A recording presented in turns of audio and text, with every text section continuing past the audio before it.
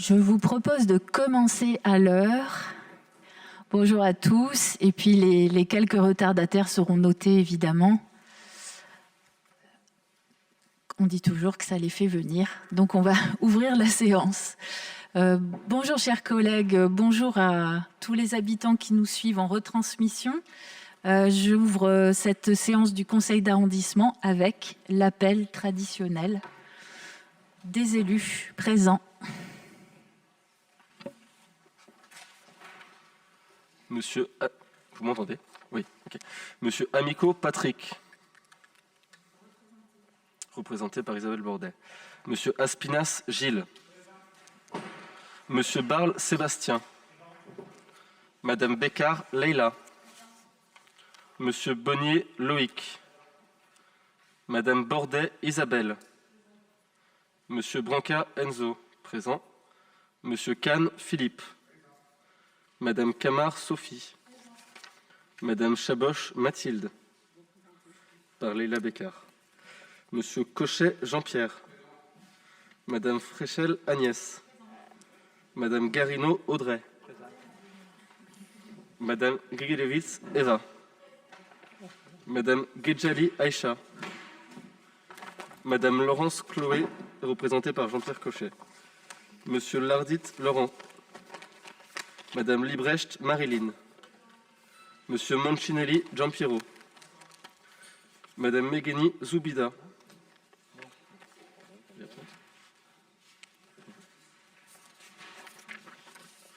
Monsieur Mémin Nicolas. Monsieur Pellicani Christian. Présent. Monsieur Rifad Younes. Madame Roche Virginie. Madame Rolbert Monique. Monsieur Sauret Julien, représenté par Marilyn Librecht. Monsieur Tabag Étienne. Madame Bernasconi Sabine, absente. Madame Philippi Céline, absente. Monsieur Gargani Alain. Monsieur Ligori Vincent, absent. Madame Malosa Irène, absente. Madame Parodi Clémence, présente.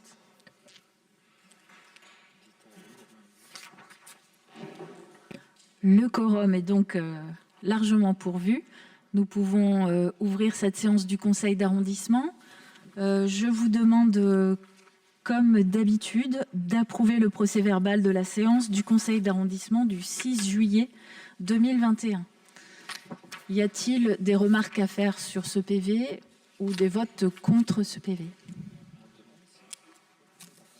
Non? Monsieur Gargani? Monsieur Gargani s'abstient en raison de son absence, c'est ça, voilà. Merci, c'est noté. Alors, j'ai baissé un peu le masque. Nous ne nous sommes pas vus en conseil d'arrondissement depuis 3 bons mois, donc j'ai pas mal de points de situation à faire sur l'actualité et sur une actualité importante concernant l'habitat et le logement, puisqu'il y a des délibérations très fortes qui sont présentées au conseil municipal, que nous n'avons pas en tant que tel au conseil d'arrondissement, puisqu'elles concernent tout Marseille, mais c'est un point important pour notre secteur, et donc je vais faire un point d'étape assez important en début de séance, et s'il y a des demandes d'intervention, on prendra le temps de discuter un peu de cette actualité. Ensuite, on a prévu un petit point d'info bilan saison culturelle, et puis l'ordre du jour. Voilà. Donc effectivement, j'ouvre cette séance du conseil après une rentrée bien remplie pour nos équipes de la mairie 1-7, la fin de la saison culturelle, donc on va en reparler. La reprise de la vie associative et sportive dans nos équipements, de nombreux événements en mairie de secteur et dans l'espace public. Nous gardons encore les précautions sanitaires nécessaires pour permettre aux activités de se dérouler, puisque Marseille reste en zone rouge Covid. Dans tous les services de la ville, nous avons souffert de nombreux manques liés à la crise sanitaire.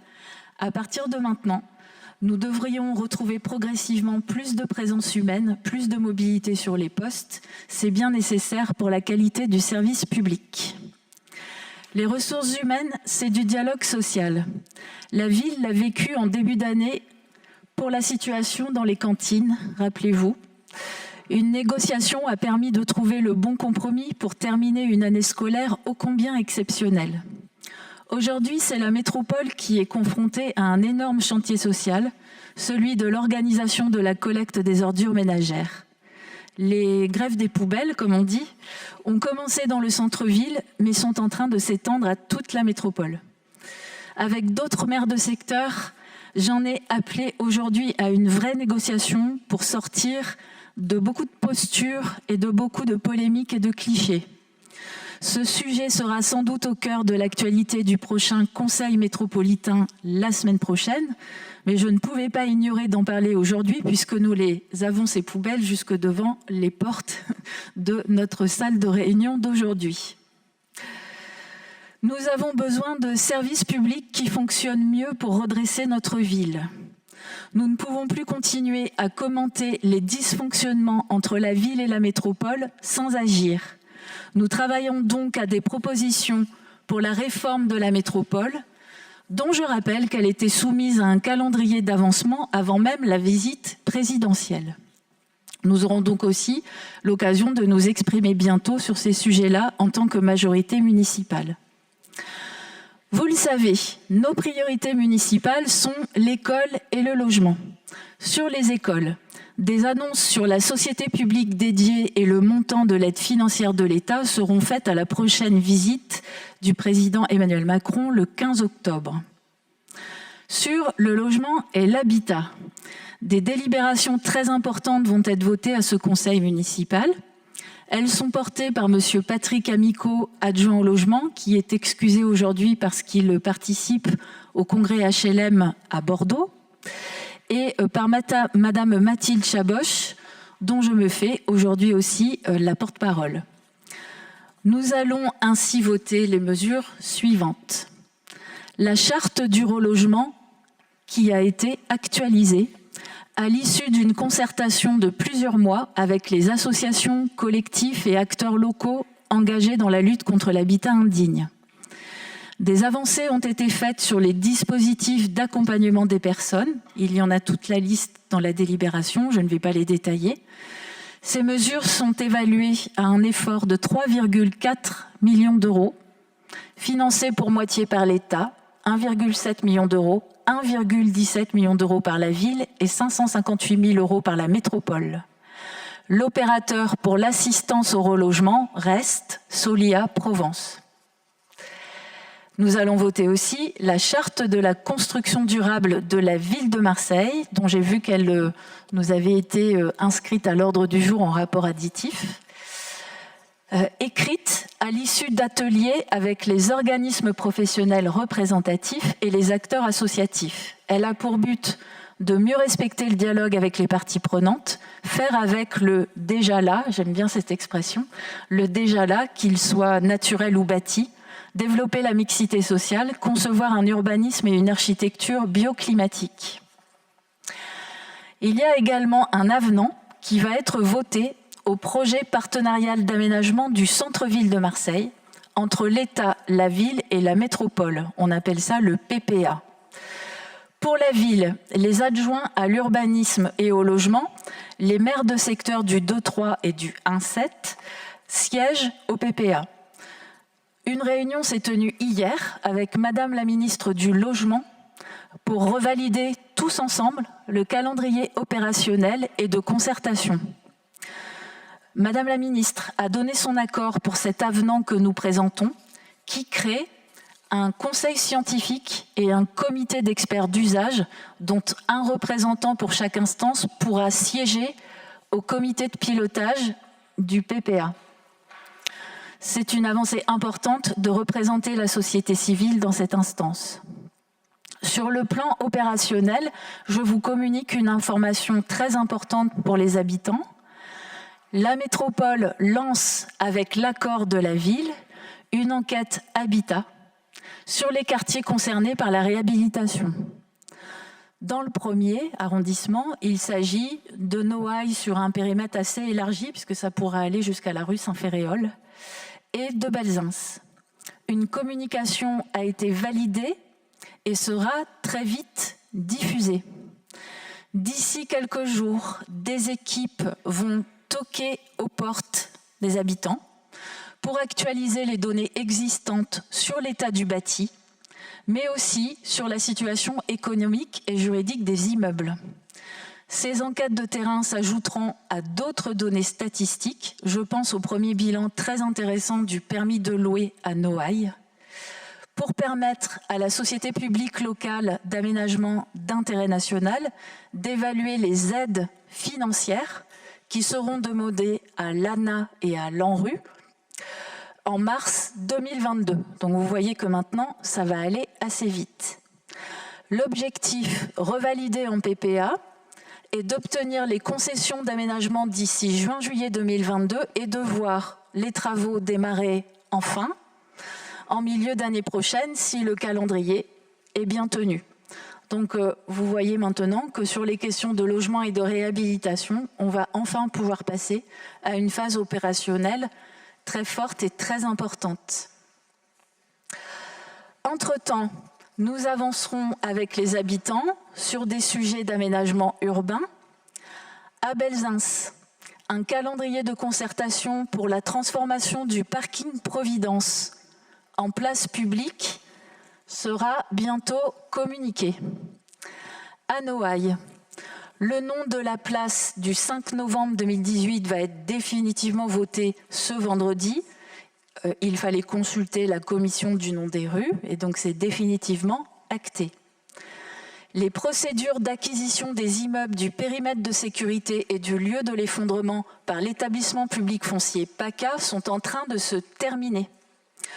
Nous allons donc étudier les moyens d'avancer sur la concertation pour l'avenir de ce site, sachant que certaines contraintes doivent être levées. Par exemple, nous sommes en contact avec Enedis pour trouver une solution de mise à l'abri pérenne du transformateur électrique installé provisoirement sur la place depuis l'effondrement. L'émotion est toujours vive dans ce quartier.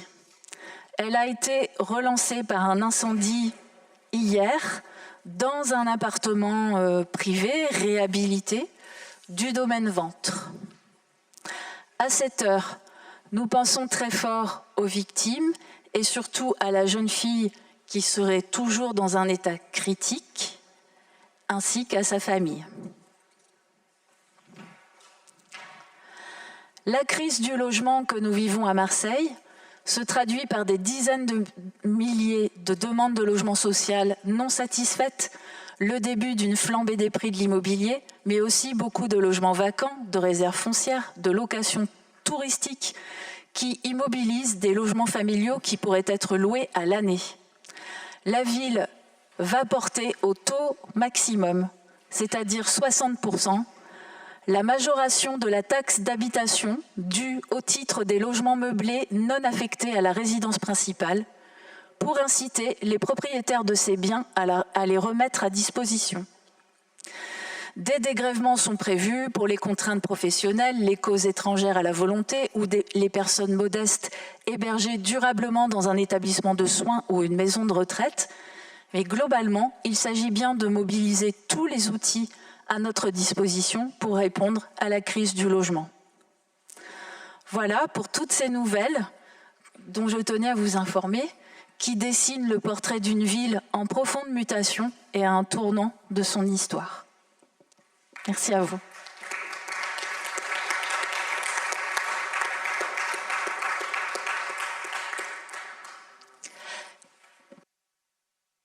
Bien évidemment, s'il y a des demandes d'intervention, je peux ouvrir une petite séquence. Madame Parodi. Oui.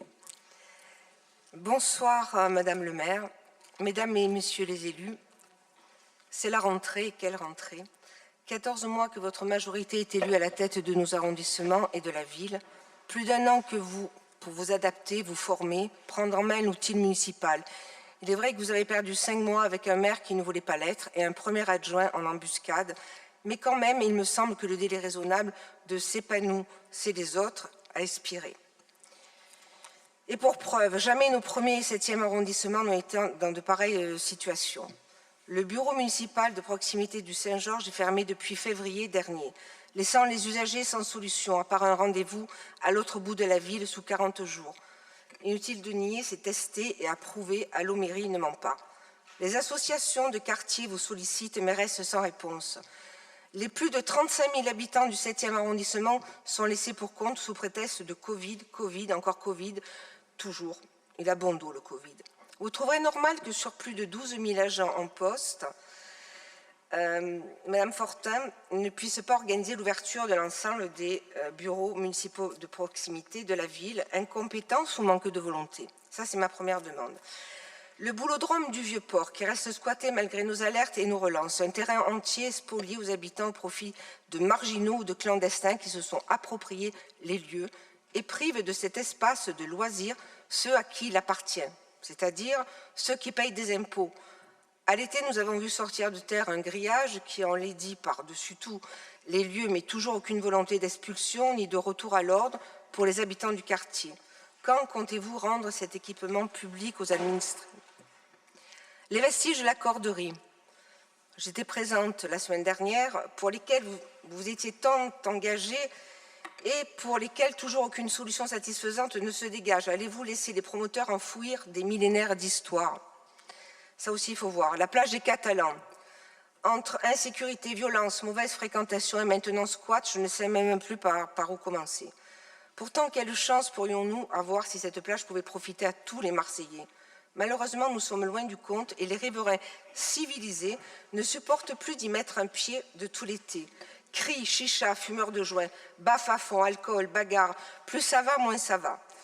Maintenant, ce sont les tentes des clandestins que nous retrouvons un petit matin sur la plage, mais c'est récurrent, l'année dernière aussi. Voilà les conséquences des expositions pro-clandestins que vous financez. Si vous avez envie d'accueillir toute la misère du monde, clairement pas nous. Et nos arrondissements, franchement, méritent mieux. Je termine. Encore le saccage du Vieux-Port, pourtant sous vos fenêtres, sous l'Ombrière et ses alentours. C'est un été traumatisant que nous venons de vivre. Des vendeurs à la sauvette de partout, la nouvelle mode de détresse africaine qui envahissent l'esplanade, il faut le dire. La vente de thé dans des poussettes et les musiques de chacun poussées à fond, et maintenant les matelas posés à même le sol des Roms, le long du quai de Rive-Neuve. Et partout. Toute l'immigration fleuve que vous faites entrer dans notre pays s'est réunie pendant de longues semaines, chaque soir sur le Vieux-Port, nous transportant au bled, je cite une élue de votre majorité, c'est pas moi qui le dis. Si cela semble vous plaire, ne soyez pas déconnectés de tous les Marseillais qui crient à la dépossession et ne mettent plus un pied dans ces lieux conquis où ils n'ont plus leur place. Faire plaisir aux autres, ça vous plaît, mais vous en oubliez trop souvent les nôtres. Alors la prolifération des rats, la saleté des rues, les nuisances sonores extrêmement désagréables, les scooters, les motos qui ne respectent pas les décibels autorisés, et puis le frioul. Il ne faut pas négliger le frioul. Laissé à l'abandon sans entretien de ses équipements, avec de graves défaillances d'éclairage public. Une dame est tombée la semaine dernière parce qu'il y a des trous dans la chaussée et pas d'éclairage. Évidemment encore et toujours des incivilités, agressions qui ont explosé cet été. Dois-je vous rappeler que les clandestins que vous chérissez ont attaqué des agents de la navette maritime et même mis en danger la vie d'un bébé? La plage du Prophète, le vallon de l'Oriole, le vallon des Offres. Je pourrais continuer encore et encore, je suis triste, vraiment. Triste et en colère de vous lire cette intervention. Je ne me réjouis pas que votre gouvernance soit une catastrophe. Je ne fais que de petites politiques alarmistes, j'œuvre pour le bien commun. Nous œuvrons avec mes amis à une vie meilleure pour nos concitoyens. Alors je m'inquiète de ce que vous êtes en train de faire pour notre si beau littoral, vraiment. Je m'inquiète de la dégénérance du service public et de l'aggravation exponentielle, j'ai fini, de l'insécurité et de la saleté de nos arrondissements. Je m'inquiète de votre gestion et de ces risques d'irréversibilité. Si vous aimez vos arrondissements comme je les aime, par pitié, réveillez-vous et cessez votre politique politicienne, agissez. Merci, Madame le maire. Bien, Madame Parodi, vous nous servez là une collection de faits divers et de posts sur Facebook qui ne tient pas lieu, je dirais, d'une vérité statistique, ni d'une réalité objective des choses. Voilà, on en a l'habitude avec tout ce que je viens de décrire sur la manière dont nous entreprenons quand même un certain nombre de changements structurels sur l'état d'abandon de cette ville, je trouve ça en décalage. En décalage parce que notamment, vous venez de citer un certain nombre de faits qui se produisent sur le littoral et vous n'êtes pas peut-être sans savoir qu'il existe une structure de pilotage de la sécurité du littoral dont le bilan vient d'être tiré. Elle associe tous les CIQ, la police nationale, la police municipale, la ville, la métropole, tous les sujets qui peuvent y être traités y sont traités. Et le bilan en a été tiré récemment avec, bien sûr, il y a des éléments à faire progresser, mais par rapport à l'année dernière, la situation que nous avons vécue cette année a été saluée avec des avancées positives, notamment un bilan positif de la médiation. Et ce n'est pas parce qu'il y a un fait divers à certains moments, ce n'est pas parce qu'on envoie une photo d'une tente sur un quai du Vieux-Port que dans l'heure qui suit ou 24 heures plus tard, le sujet n'est pas pris en charge. Voilà. Sur les tentes que vous citez sur notre équipement, nous en avons bien conscience, il y a un suivi social et la question n'est pas délaissée, la question est suivie et va être traitée de manière sociale pour régler ce sujet. Et donc, effectivement, on a tout à fait conscience que ces gens sont dans une grande détresse et doivent être pris en charge. Et c'est notre quotidien, et c'est le quotidien de tous mes élus, c'est le quotidien de tous mes élus qui sont interpellés par les riverains, les associations, de traiter ces sujets-là. Et ce qui n'est pas juste dans votre propos, c'est que vous citez les faits, mais vous ne citez jamais ce que nous faisons pour y répondre. Or, nous y répondons, et je crois qu'il y a beaucoup d'élus ici qui peuvent en témoigner, et beaucoup d'associations qui peuvent en témoigner, et je ne veux plus entendre parler du 7e qui serait délaissé. Le 7e n'est pas plus délaissé que le premier.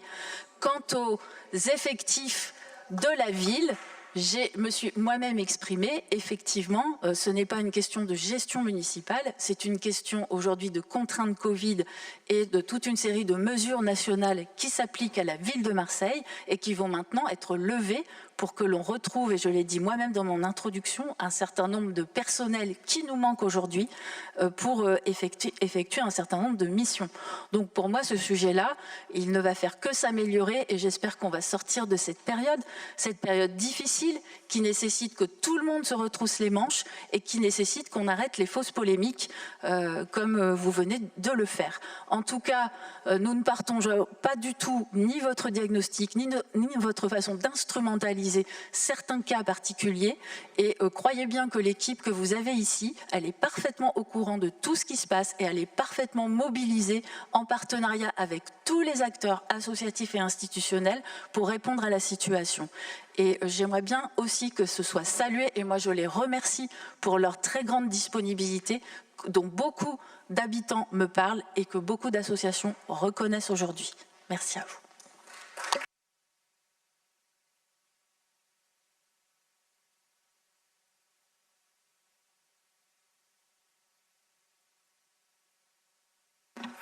Je vais enlever le masque, je ne pourrais pas parler.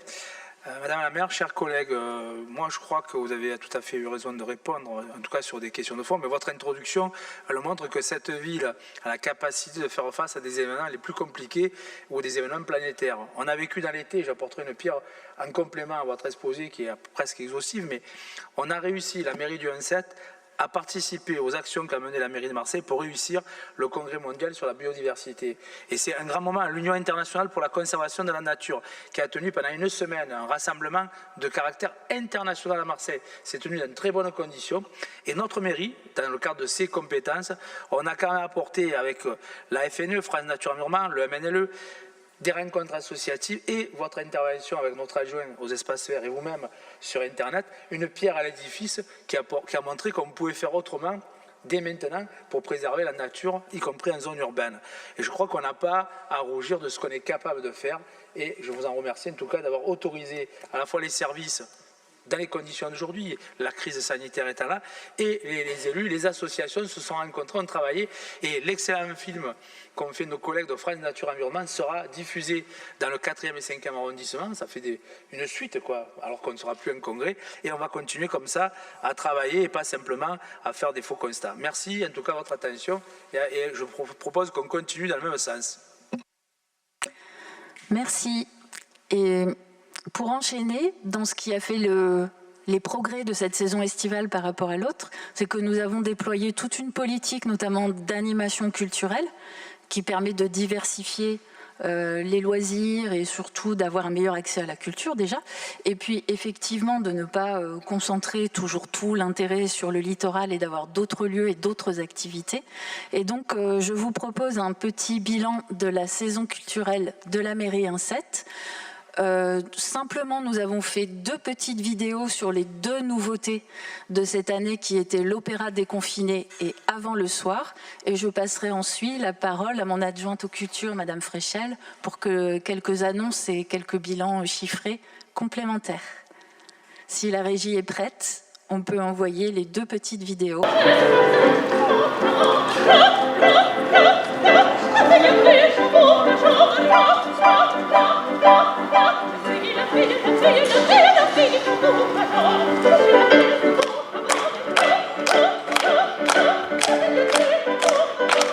L'opéra déconfiné déconfine l'opéra, l'amène partout. Et le miracle de la voix fait que tout le monde se demande ce qui se passe et s'approche.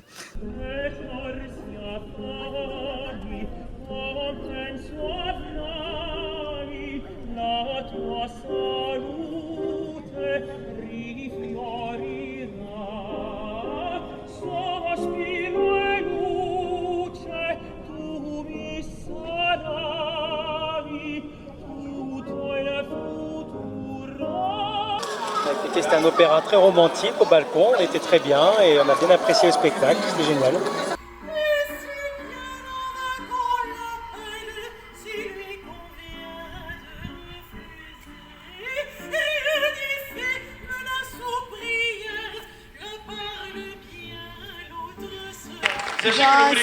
C'était magnifique, surtout soprano, la voix de la femme, ça m'a fait voler quoi.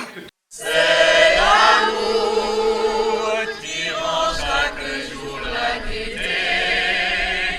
C'est l'amour qui nous rendra la liberté.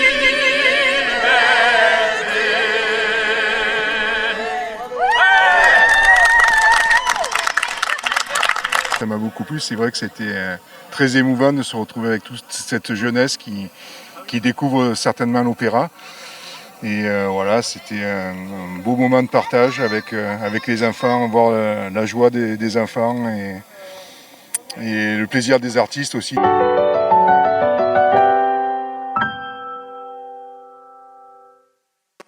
Merci, ça c'était Opéra déconfiné, Avant le soir.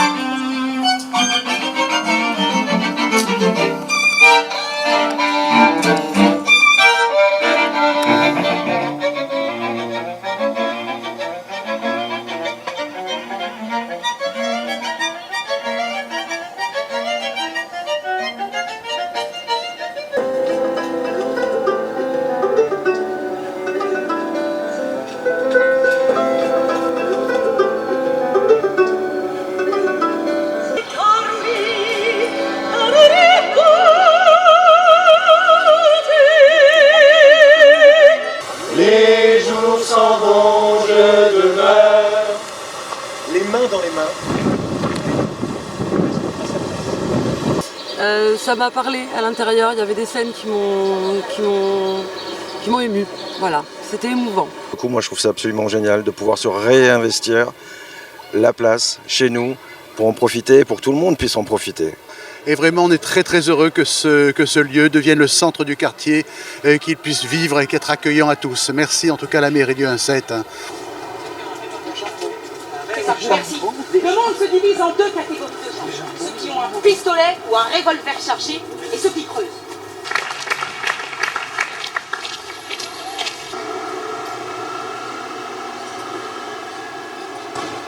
Ces garderies a constitué une unité homogène. Ça a été très très actif dans les années 50, au grand moment de décolonisation. Non mais ça va pas la tête! Comment on a à peine tourné la première scène? Un solo te amo, in aria te amo.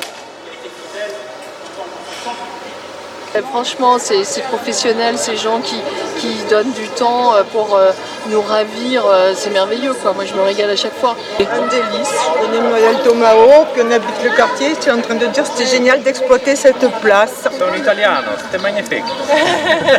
J'aimais beaucoup. Incroyable, il faut que ces instants-là, assez magiques et poétiques et musicaux, se reproduisent d'année en année.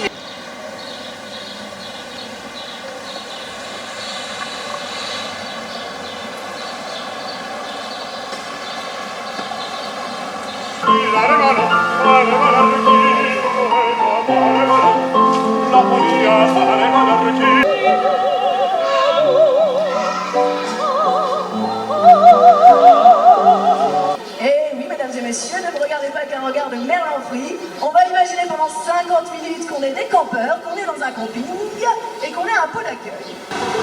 Par la nature!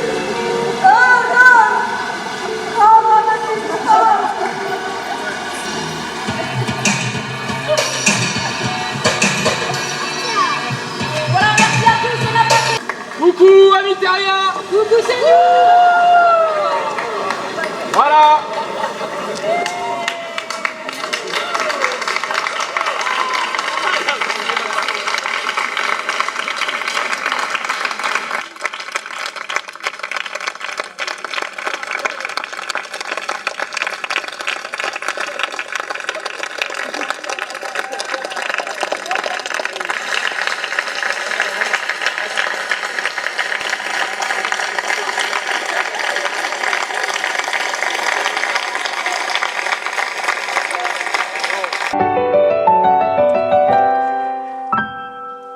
Merci beaucoup.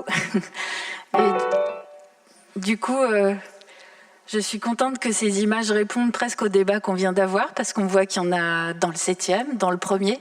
On voit qu'il y a eu des animations culturelles au Square Labadier, où on nous avait dit que si on l'ouvrait, on allait entraîner des vagues de délinquance terribles. Et je voulais vous dire que, ben oui, on sait qu'il y a de la violence, on travaille avec la police pour ça, mais nous, notre rôle de mairie de secteur, c'est aussi de mettre de la culture pour tous, c'est aussi d'apaiser, c'est aussi que de nombreuses personnes soient heureuses de participer à des moments comme ça, et ça, c'est aussi notre compétence directe. Et donc, je laisse la parole à Agnès pour compléter et vous annoncer quelques prochains événements. Oui, la saison culturelle est finie et démarre la saison nouvelle. Un petit bilan d'abord en quelques chiffres de cet été. Donc l'Opéra déconfiné, c'était 36 représentations au pied de 4 immeubles, 4 cités HLM, qui ont parié sur la récurrence, parié sur le fait que quand on retourne plusieurs fois dans le même lieu, les gens s'habituent, descendent, se mettent au balcon. Et il y a eu de plus en plus de monde. Et il y a eu des parents qui disaient « Ah, mon fils n'écoute plus que de l'opéra » ou « Ah, le mercredi, je ne cuisine plus ». Enfin, des choses assez miraculeuses et assez extraordinaires. L'idée est que la culture atteigne tout le monde dans des endroits où les gens n'ont pas l'habitude de se déplacer pour aller à l'opéra ou pour aller au théâtre. La même chose pour avant le soir, un petit peu différemment, puisque là on était dans des parcs, dans l'idée dans 3 parcs du 7e arrondissement, comme quoi on ne néglige pas le 7e arrondissement, et un parc, le Square Labadier dans le premier.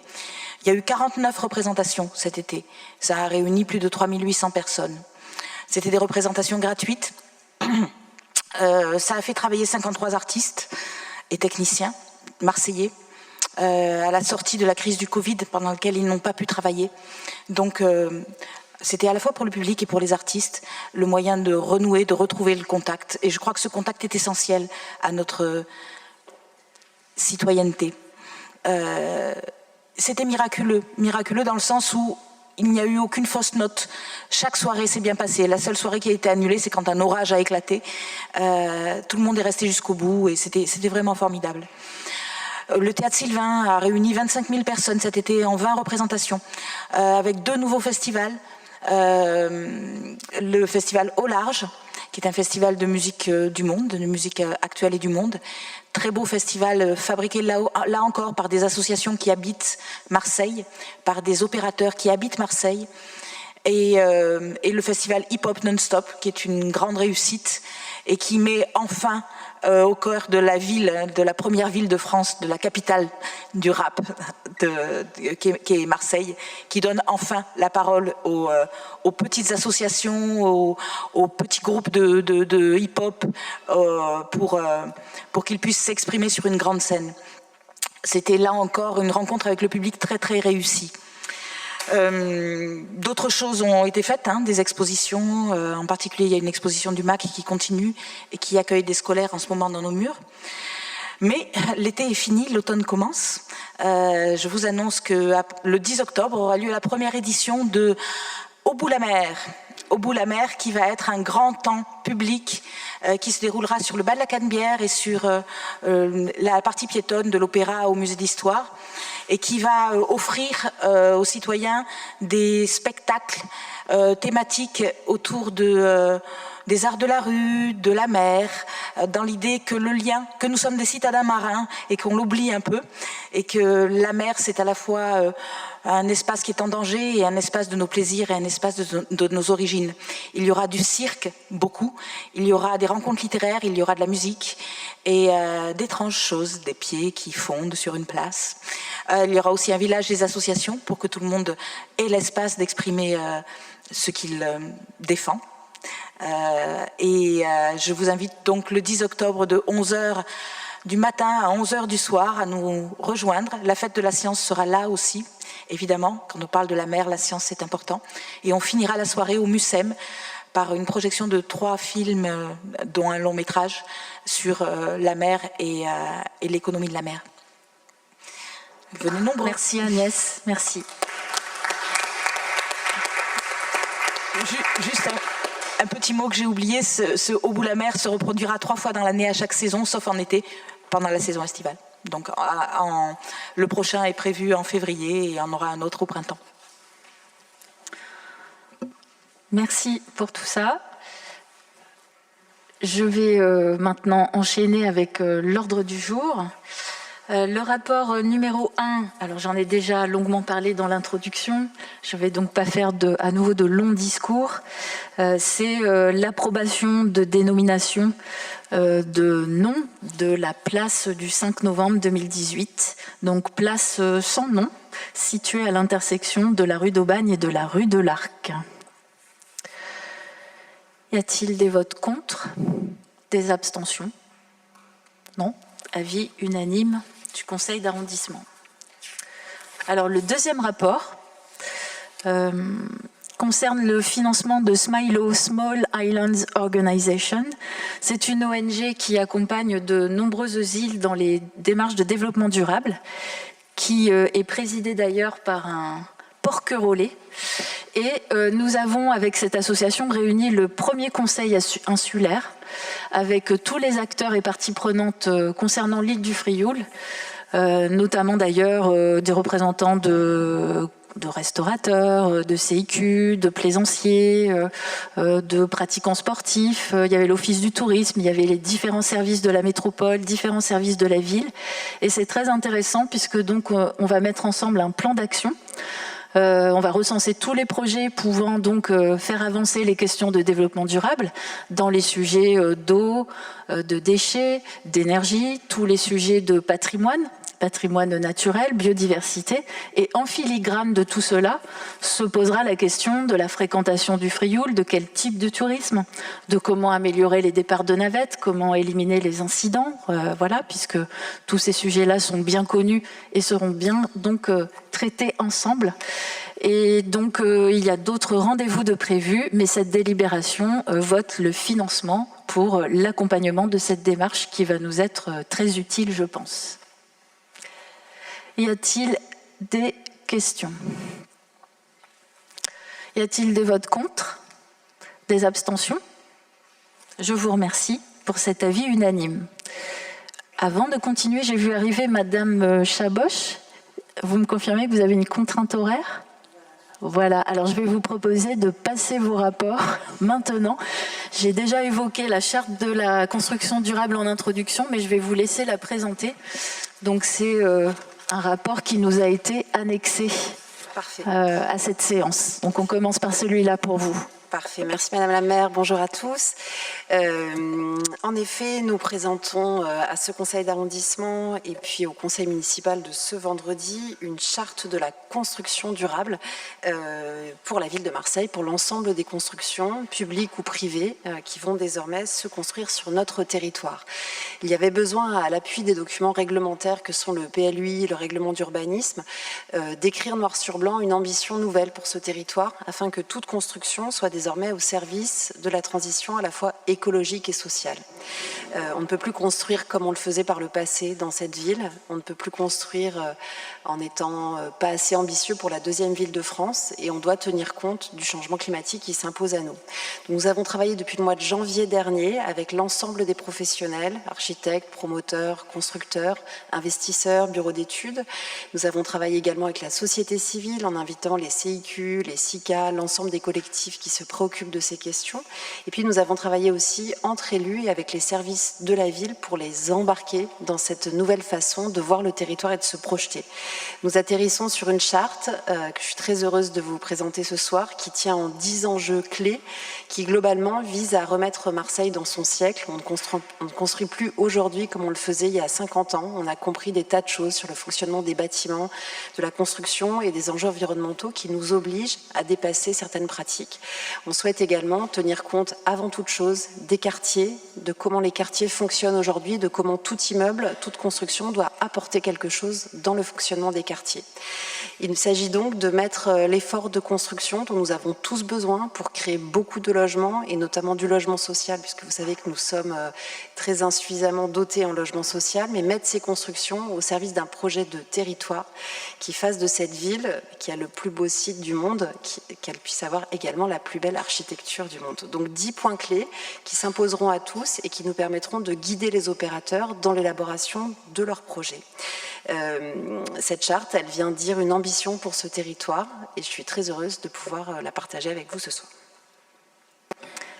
Merci pour toutes ces précisions. Bravo.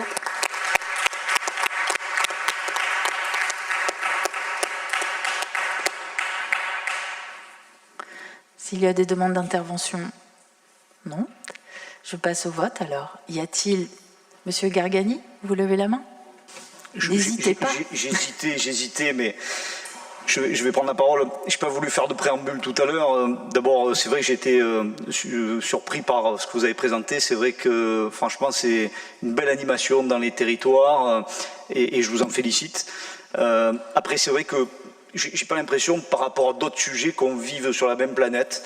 Et c'est vrai que dans beaucoup d'endroits, j'ai constaté que Marseille, les Marseillais, il y a beaucoup de pauvreté qui est là, installée.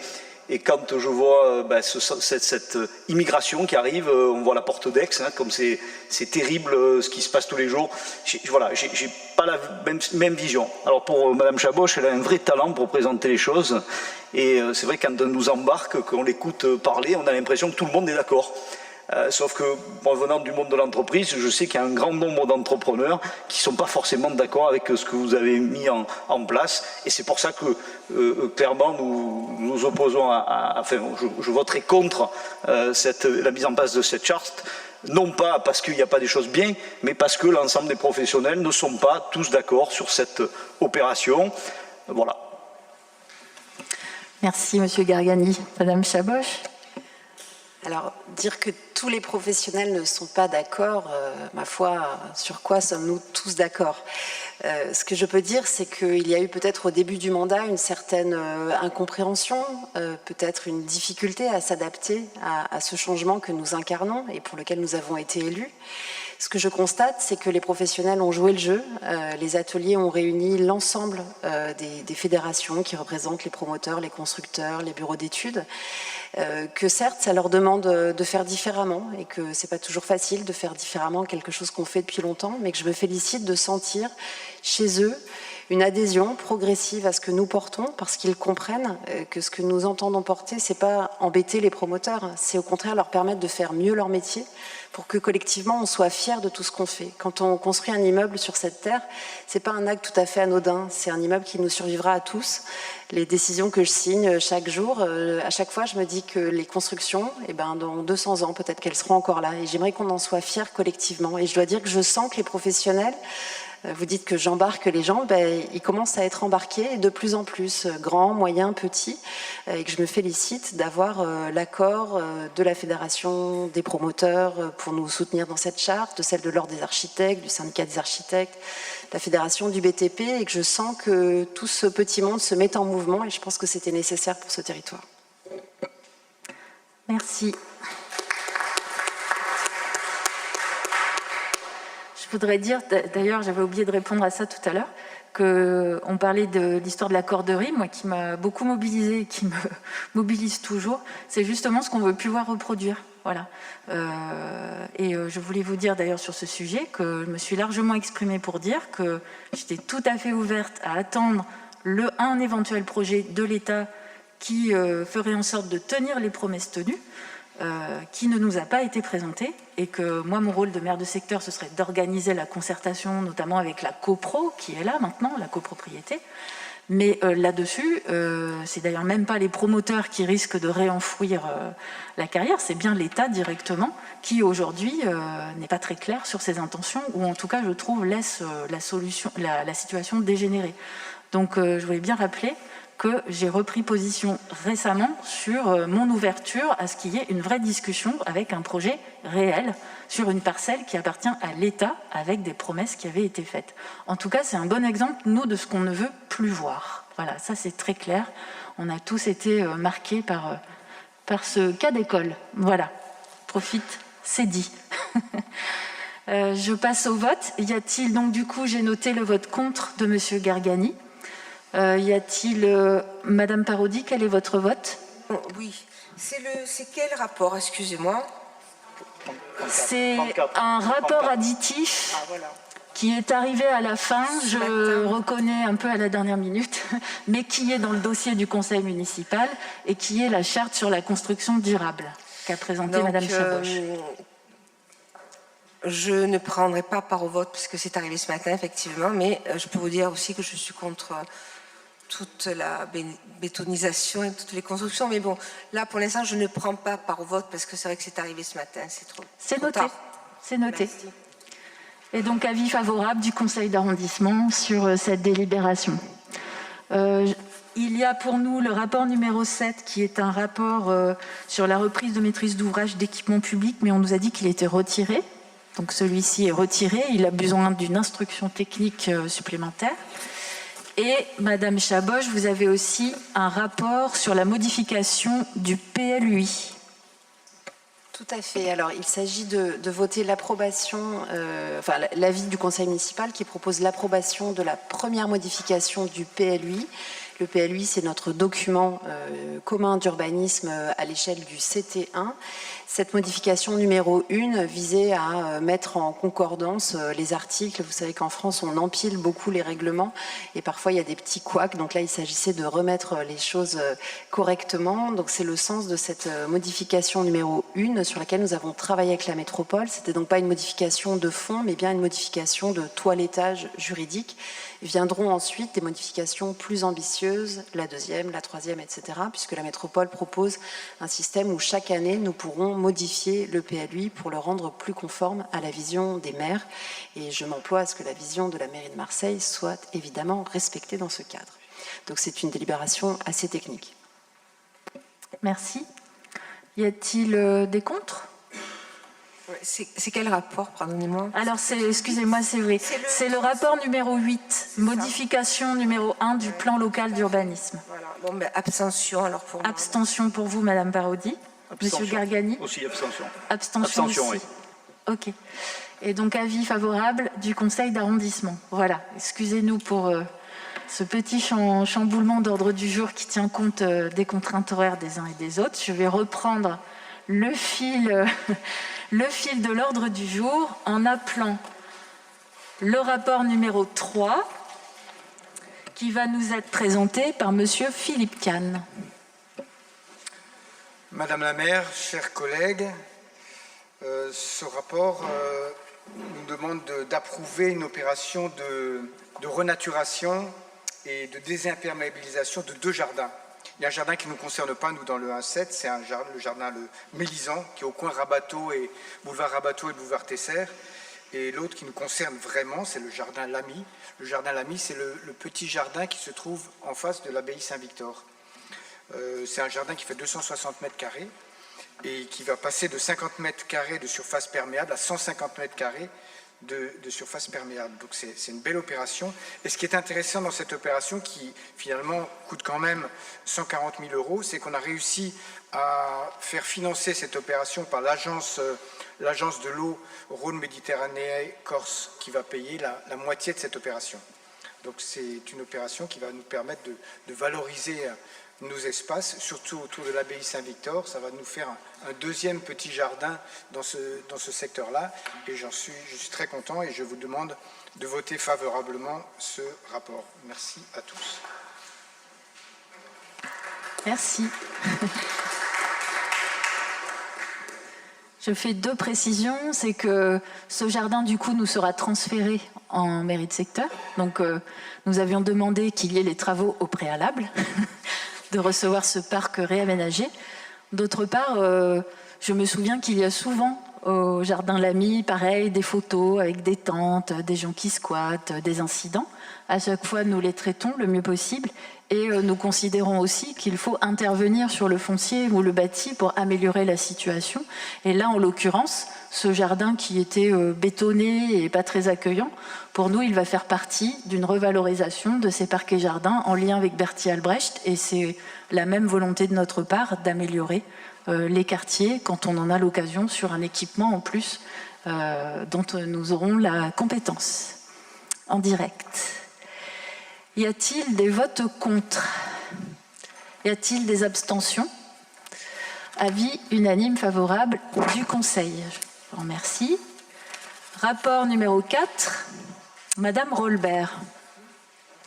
Madame la maire, chers collègues, donc le rapport numéro 4, il s'agit de voter des subventions à des associations qui agissent pour la sensibilisation de la population au développement durable et à la gestion des déchets et à la biodiversité, à la conservation de la biodiversité.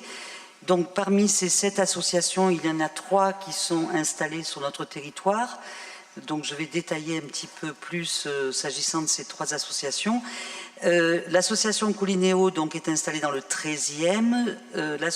La Ligue pour la protection des oiseaux, dont le siège est à Hyères, mais qui possède 2 antennes à Marseille dans le 8e et le 10e. La Réserve des Arts qui est dans le 15e. Et donc la Cité des Arts de la Rue qui est dans le 15e également.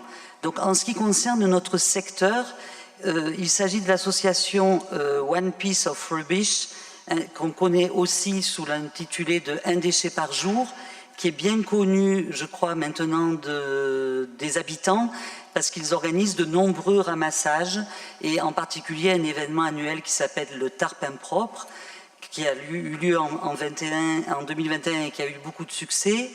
Il s'agit également de l'association Delta France, qui organise des festivals en visant à atteindre des événements zéro déchet par la mise en place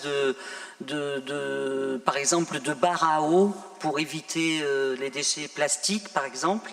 Et puis le Recyclodrome, qui est une association aussi également bien connue dans le 1er arrondissement, qui est installée à Noailles et qui fonctionne sous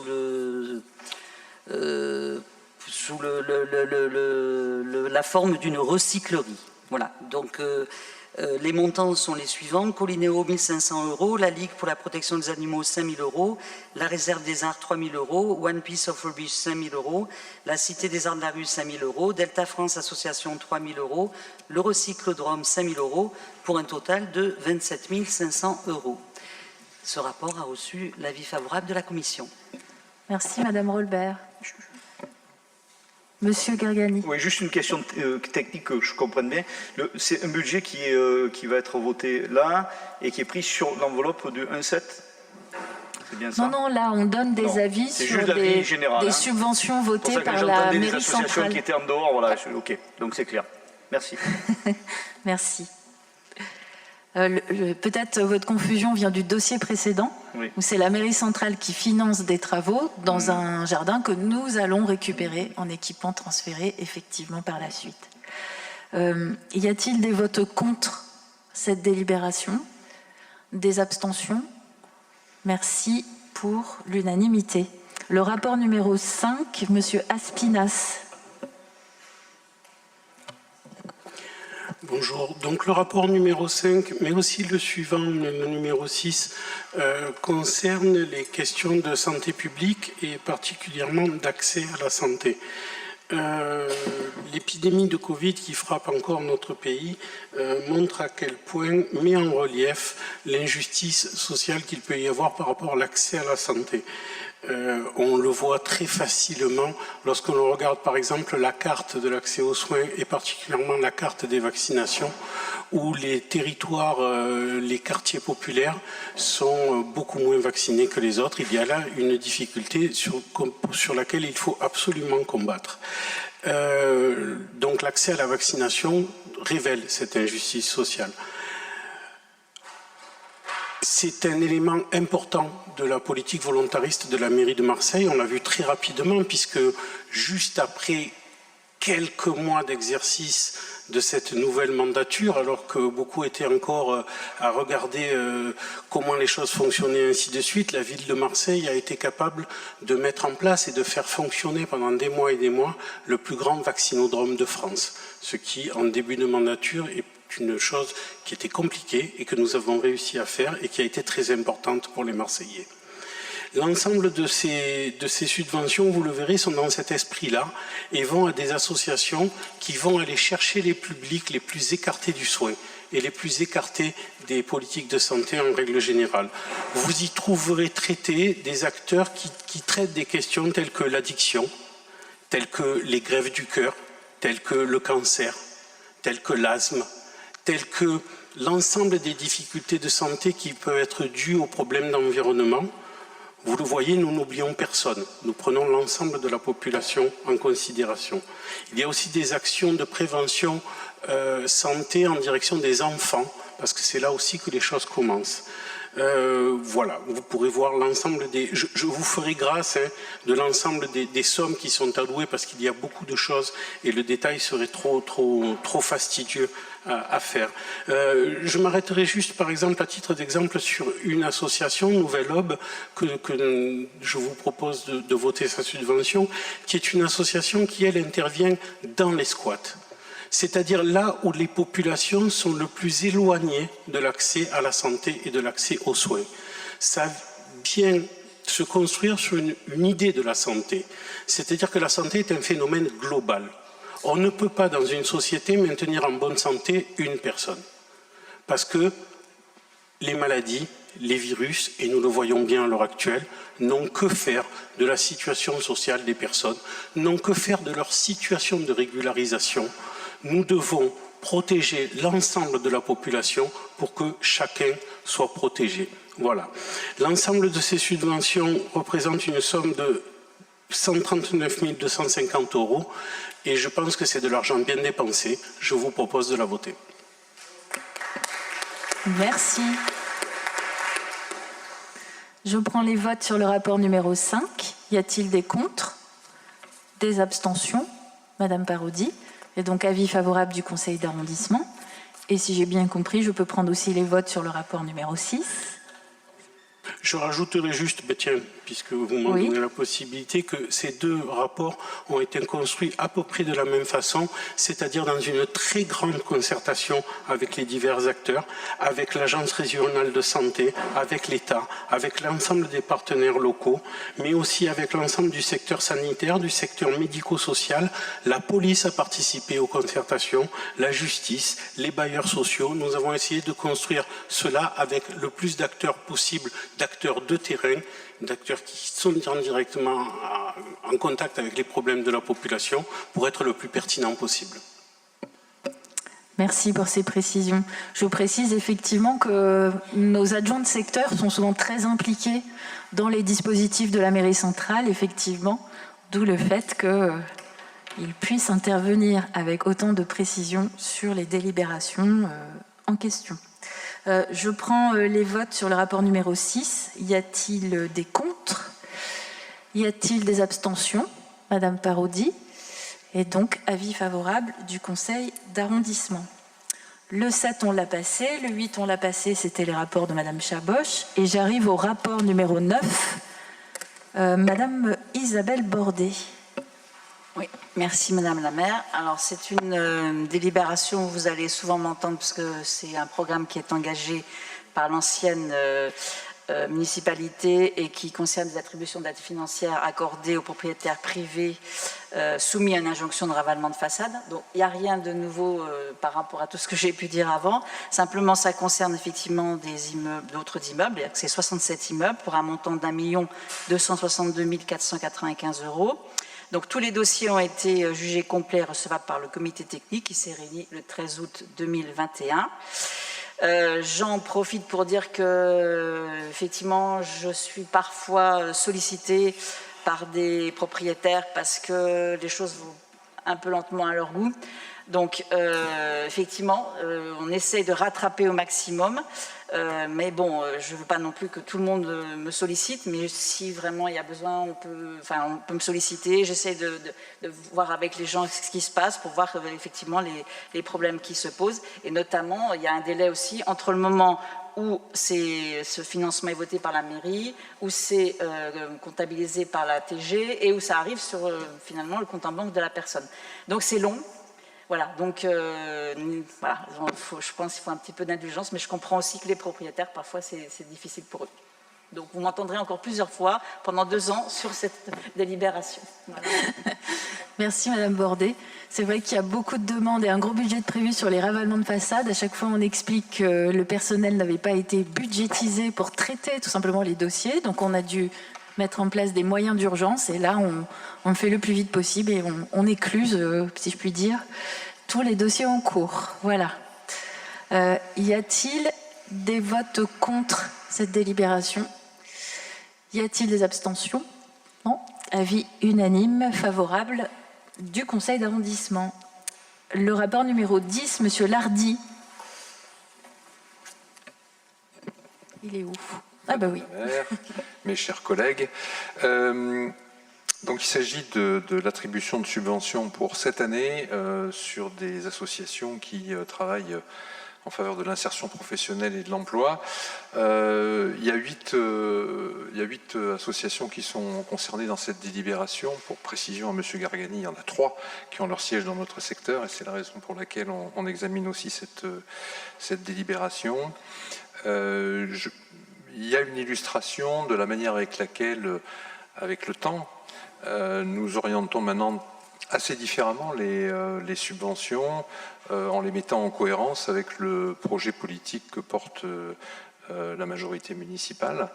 Je vous donnerai juste 2 exemples. Effectivement, dans ces délibérations, il y a donc une association qui est la Réplique, qui est, je crois, déjà subventionnée par ailleurs au titre de la culture, qui l'est au titre de l'insertion professionnelle cette année, parce qu'elle mène des actions.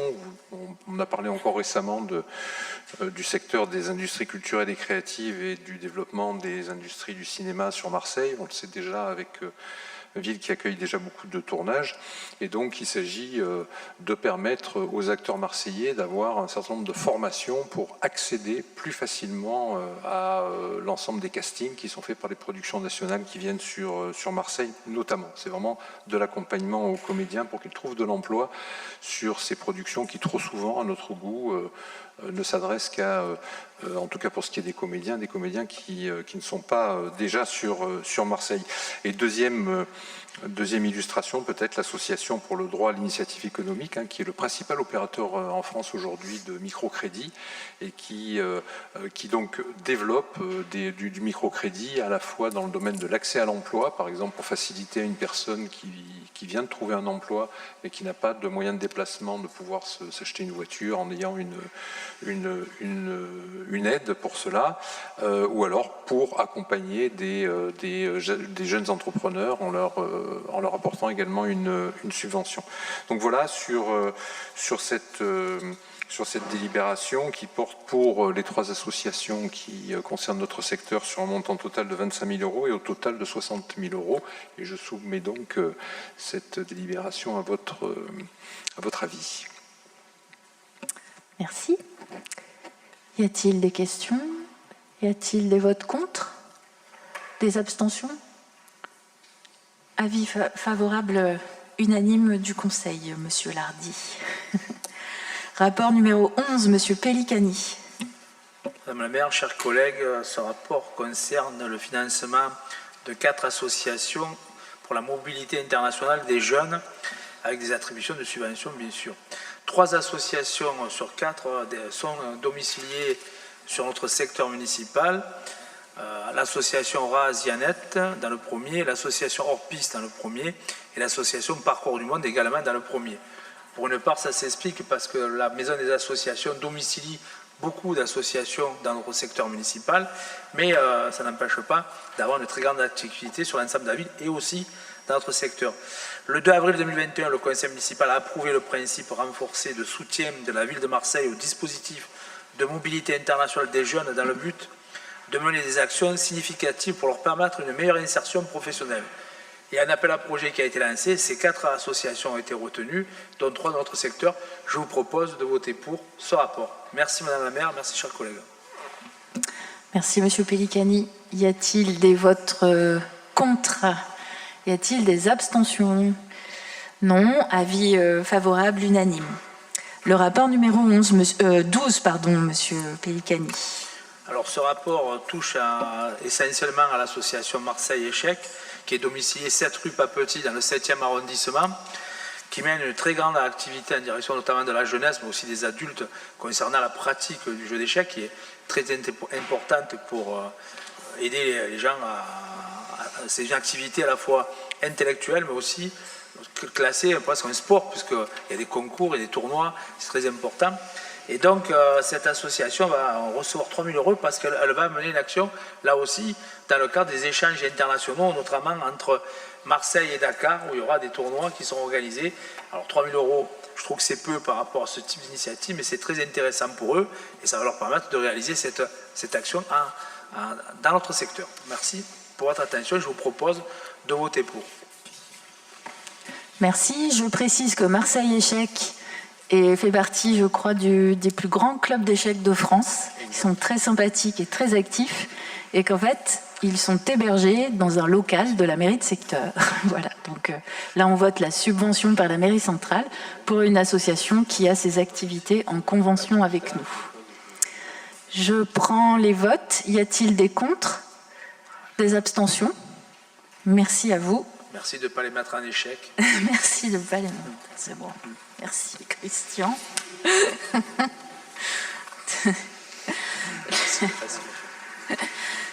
Le rapport numéro 13, ça va être moins drôle. C'est plus sérieux, on va dire. Ce sont les dotations de fonctionnement classiques des mairies de secteur. On a toujours mis sur le métier une réflexion sur de nouveaux critères de dotation aux mairies de secteur. En attendant, on reconduit l'existant. Voilà, je vous rappelle que ces dotations de fonctionnement et d'investissement, qui sont donc un peu la reconduction de l'existant, permettent de financer notamment ce qu'on vous a montré tout à l'heure pour la culture, parce qu'effectivement, une mairie de secteur ne donne pas de subvention, donc vous ne le voyez pas passer ces actions en conseil d'arrondissement, je refais un peu de pédagogie, mais par contre, on engage des dépenses publiques, et c'est pour ça que souvent je tiens à vous montrer aussi, à vous rendre compte de ce que nous faisons sur ce budget en direct. Voilà. Donc je vais vous demander votre avis sur ces dotations aux mairies de secteur. Y a-t-il des contre? Des abstentions? Madame Parodi. Et donc, avis favorable du conseil d'arrondissement. Je n'ai pas donné les chiffres, je m'aperçois, mais pour le premier secteur, c'est 1,3 million en fonctionnement et 150 000 euros d'investissement qui sont largement complétés par la mairie centrale en réalité sur nos équipements transférés. Alors, le rapport numéro 14, je rouvre le dossier. Là, c'est l'état annuel révisé de nos équipements transférés. Donc, chaque année, on audite un petit peu tout ça. Nous, la mairie de secteur, on dit ce qu'on veut éventuellement rendre ou alors des surfaces qui étaient mal inventoriées. C'était le cas là sur 2 surfaces qui étaient indiquées en boulodrome et qui ne sont pas des boulodromes. Donc, on a nettoyé un petit peu l'inventaire, voilà. Et puis, on demande aussi de nouveaux équipements transférés sous certaines conditions. Donc, par exemple, le jardin Lamy dont nous avons parlé tout à l'heure. Le fort d'Entrecasteaux, on votera la délibération tout à l'heure, mais il va y avoir donc un nouveau boulodrome, enfin il y avait déjà un boulodrome, mais là il va y avoir des investissements pour faire un vrai boulodrome avec des sanitaires et tout le confort nécessaire au fort d'Entrecasteaux, donc il nous est remis en équipement transféré, et puis ce qu'on appelle le jardin des chats en fait, ou le jardin de la bibliothèque, au-dessus du boulodrome Carly. Espace transféré où je le précise là aussi parce que moi je suis attachée au patrimoine culturel. Je rejoins tout à fait les mobilisations en cours pour que la fontaine soit nettoyée enfin. Cette fontaine ne relève pas de la mairie de secteur, ne relèvera pas de la mairie de secteur, mais puisque nous aurons la partie parc, espace, devant, j'entends bien me mobiliser pour qu'on arrive enfin à faire quelque chose sur cette belle fontaine qui nécessite un entretien spécifique. Voilà, je tenais aussi à le dire. Voilà pour les principales nouveautés. Y a-t-il des demandes de précision? Je passe au vote. Y a-t-il des contre? Des abstentions? Madame Parodi, c'est abstention ou contre? Oui, abstention. Abstention.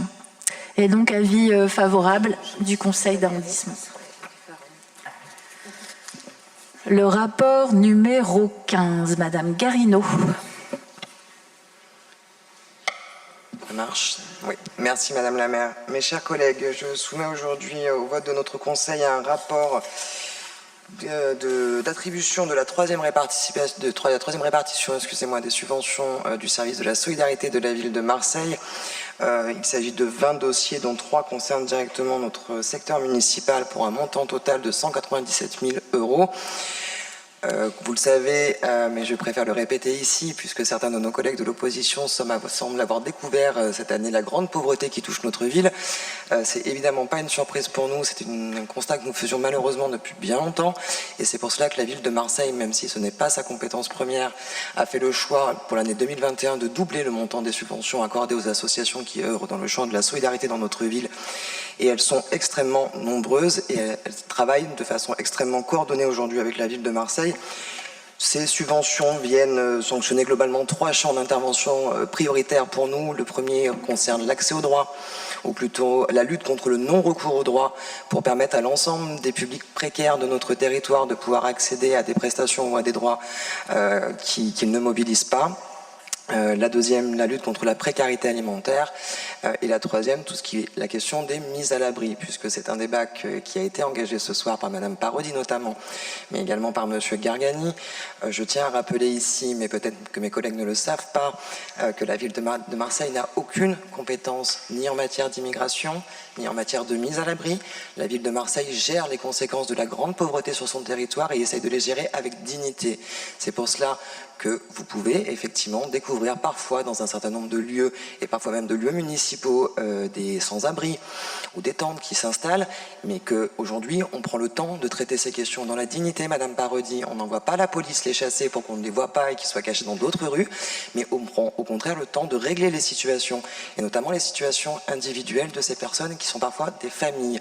Donc il ne s'agit pas de faire des posts sur les réseaux sociaux, il ne s'agit pas d'instrumentaliser la misère, il s'agit au contraire de mettre en place des politiques publiques qui ne préexistaient n'existaient pas dans notre ville, sur la base de notre seul volontarisme, hein, je dois le dire, puisque nous n'avons pas compétence en la matière et que nous ne pouvons pas dire, notamment qu'un certain nombre de nos partenaires publics soient extrêmement proactifs en la matière. Nous prenons nos responsabilités, nous traitons toutes les personnes, je le dis ici, et je n'ai aucun mal à le dire, toutes les personnes, et c'est d'ailleurs le seul critère que je mets à l'attribution des subventions en matière de solidarité, c'est l'accueil inconditionnel des publics, pas par dogmatisme, pas par idéologie, mais par pragmatisme, parce que nous gérons cette ville, et parce que la grande pauvreté qui touche un ensemble de publics très divers, elle touche l'ensemble des Marseillais. Et donc nous avons fait le choix de mettre en place un socle de politique publique qui vient se traduire à travers ces rapports de subvention, mais qui vient se traduire à travers l'ouverture d'un certain nombre de dispositifs, et je pense aux douches municipales que nous avons inaugurées ces dernières semaines, pour répondre précisément aux enjeux de la grande précarité sur notre territoire. Donc aujourd'hui, c'est une 3e répartition, il y en aura une 4e sur un budget qui a été doublé et qui donc concerne 20 associations, dont 3 sur notre territoire. Je propose évidemment à notre conseil d'approuver ce rapport.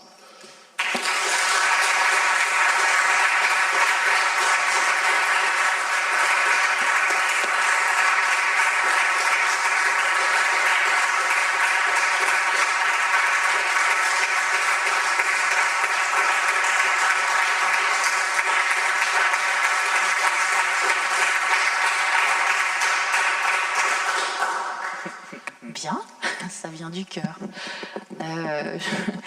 Avez-vous des interventions? Souhaitez-vous réagir? Monsieur Gargani, peut-être.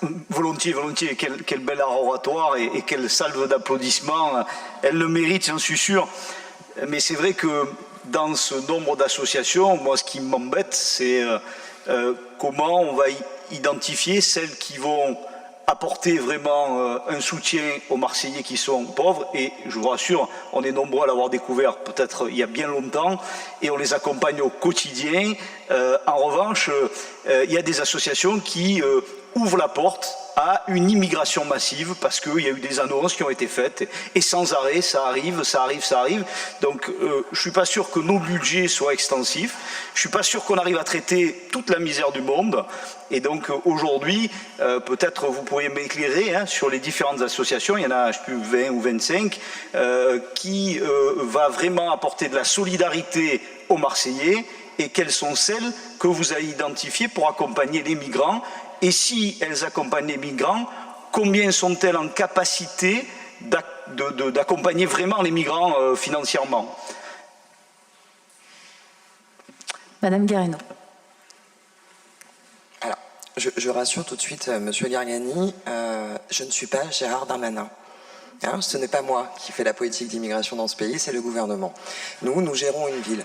Nous gérons une ville qui est un port, qui a une histoire de migration, qui est venue construire son corps social. Et aujourd'hui, nous faisons avec la population qui vit sur notre territoire. Quand vous parlez des Marseillais, mais qui sont les Marseillais, Monsieur Gargani? Il faut avoir une carte d'identité française pour être Marseillais? Les Marseillais sont les habitants de notre territoire, quels qu'ils sont. Et nous leur apportons un soutien, quels qu'ils sont.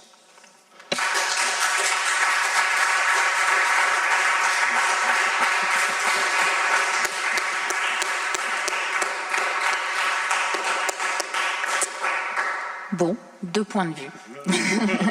Voilà. Je propose de passer au vote. Y a-t-il des votes contre cette délibération? Madame Parodi, y a-t-il des abstentions? Monsieur Gargani, et donc avis favorable du conseil d'arrondissement. Le rapport numéro 16, Madame Megheni.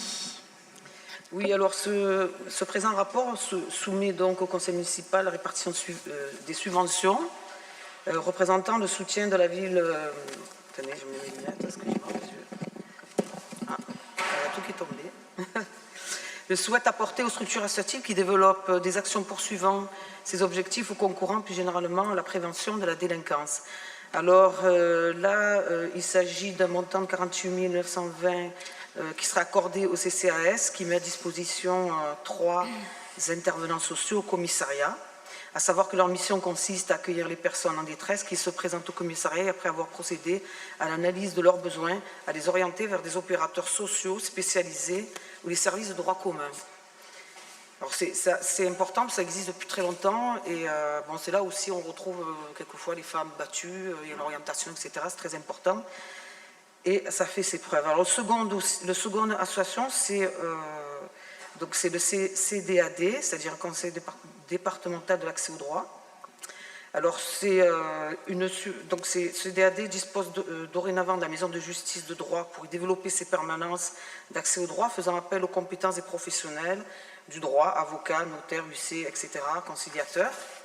Alors là, c'est un montant, la ville propose un montant de 20 000 €. Alors, à savoir, tous ces dossiers que je présentais, souvent, il y a des cofinancements État et département.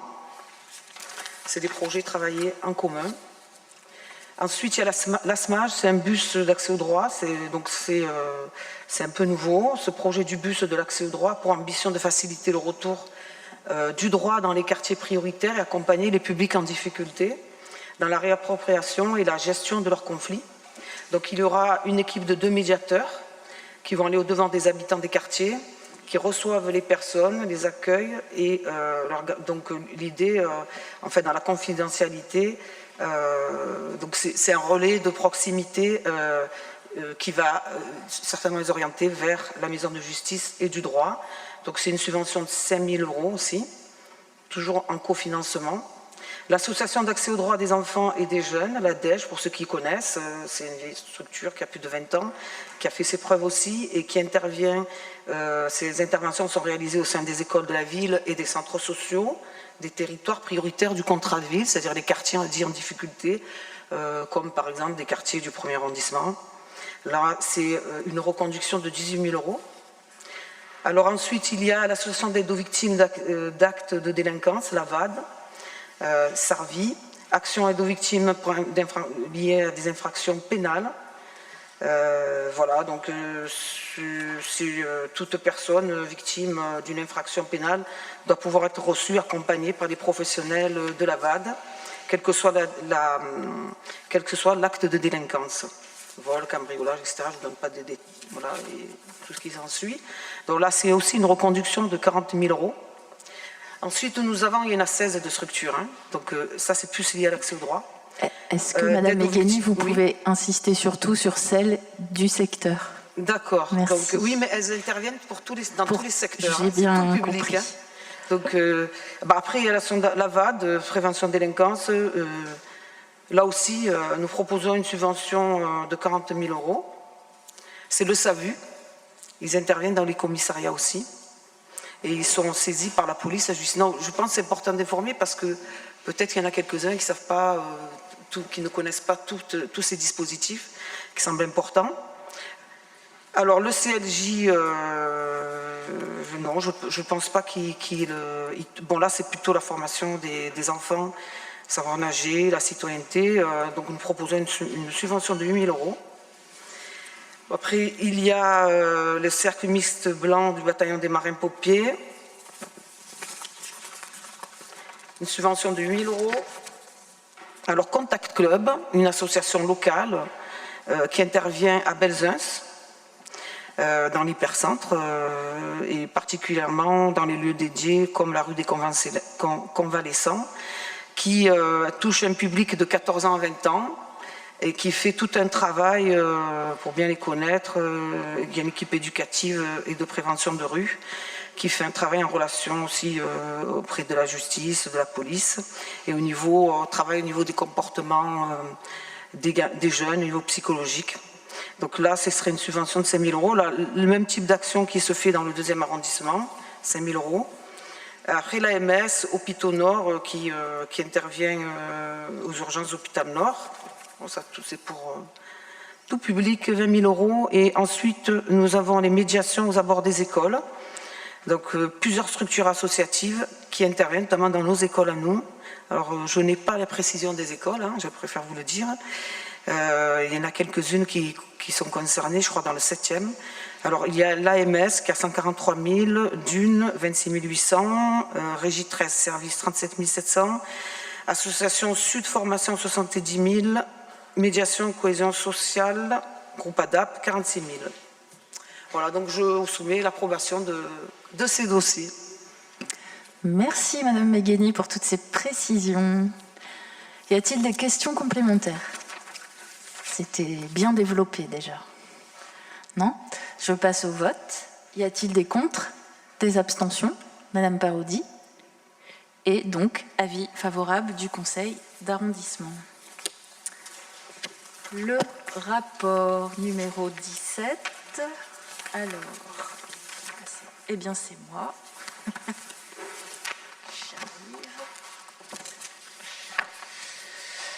Il s'agit d'une subvention donc, de 20 000 € pour un projet assez important, dont le coût global est de 120 000 € et qui est donné à l'association Noailles Debout pour le projet Rue du Musée, Musée de la Rue. C'est un projet qui consiste en une création patrimoniale citoyenne avec une exposition numérique, une présentation d'objets et de récits recueillis dans le cadre des effondrements de la rue d'Aubagne et qui sont présentés dans la séquence 13 du Musée d'Histoire de Marseille à compter du 18 novembre 2021. Et puis il n'y aura pas que le volet exposition, il y a des ateliers d'écriture, des balades urbaines, des performances, des débats, des spectacles, des rencontres et témoignages, des tables rondes dans l'auditorium du musée, dans des espaces tiers mis à disposition ou dans l'espace public. Voilà pour ce joli projet. Y a-t-il des avis défavorables? Y a-t-il des abstentions? Madame Parodi, et donc avis favorable du conseil d'arrondissement. Le rapport numéro 18, alors c'est un projet dont je vous ai déjà parlé à propos des équipements transférés. Donc vous connaissez tous le fort d'Entrecasteaux, vous avez tous suivi donc l'arrivée du projet La Citadelle. Donc on a confirmé ce projet qu'on a voté la dernière fois en conseil municipal et en conseil d'arrondissement. Et il restera donc sur le fort d'Entrecasteaux, après consultation avec nous, toute une parcelle qui restera donc gérée par la mairie de secteur et qui est donc le boulodrome.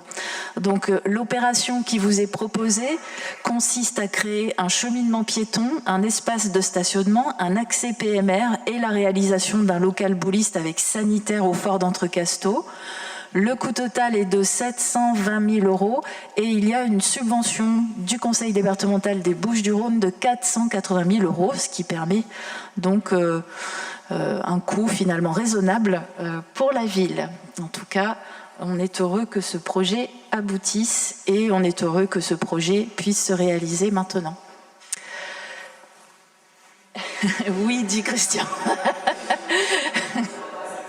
Bien. Y a-t-il des questions particulières? Non. Y a-t-il des votes contre?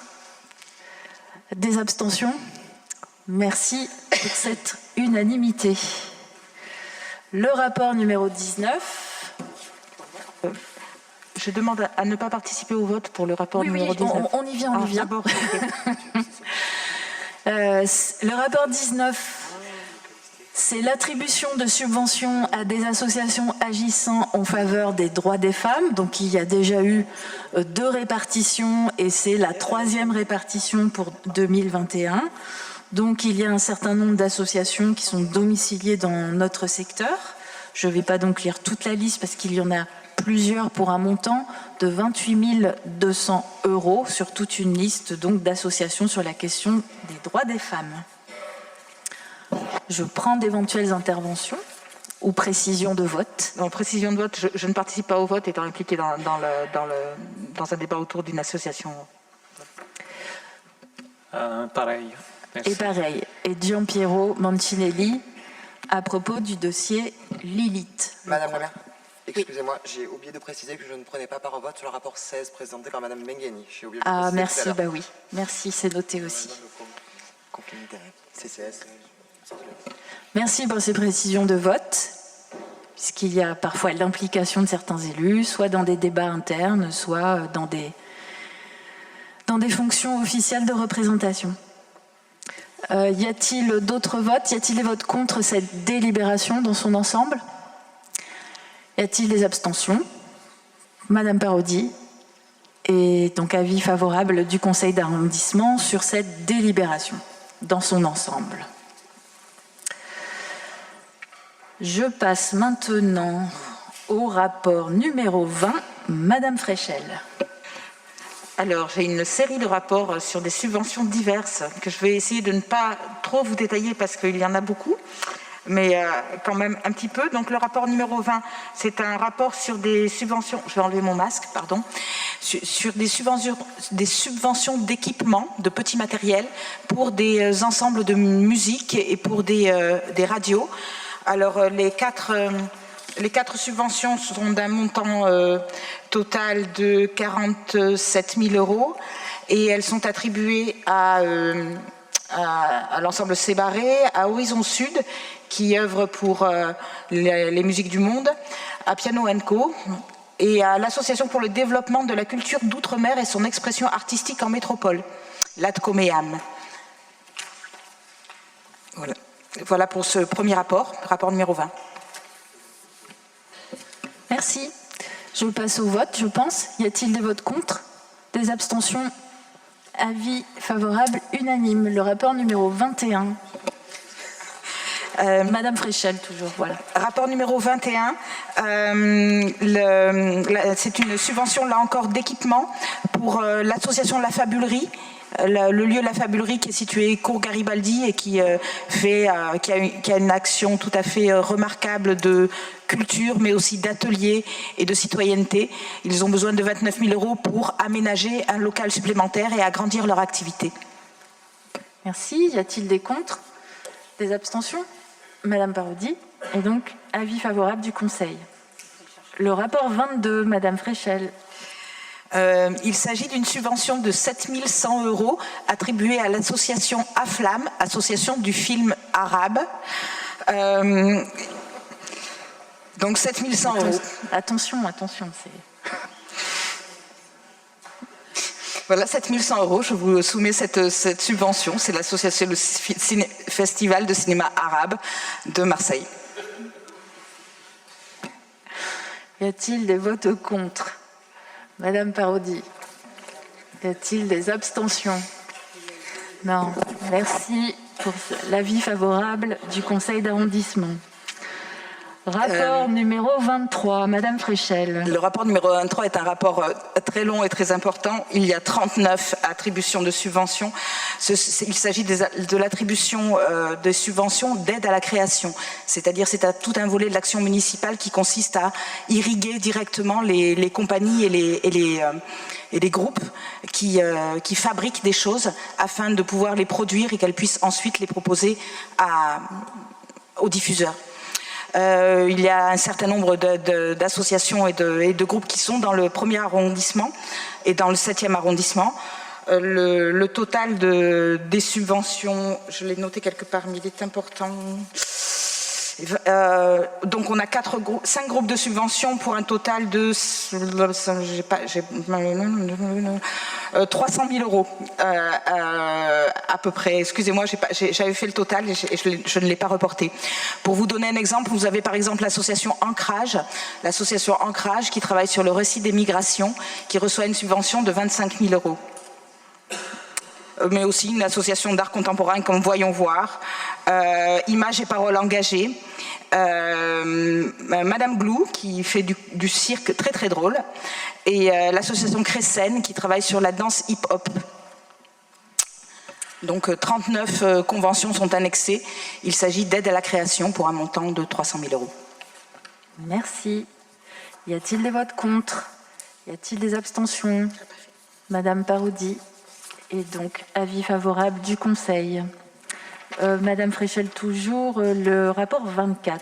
Le rapport 24 concerne la 3e répartition, c'est-à-dire que ce sont des associations qui ont déjà reçu des équipements culturels ou des associations qui ont déjà reçu 2 répartitions. Il s'agit là de leur 3e versement.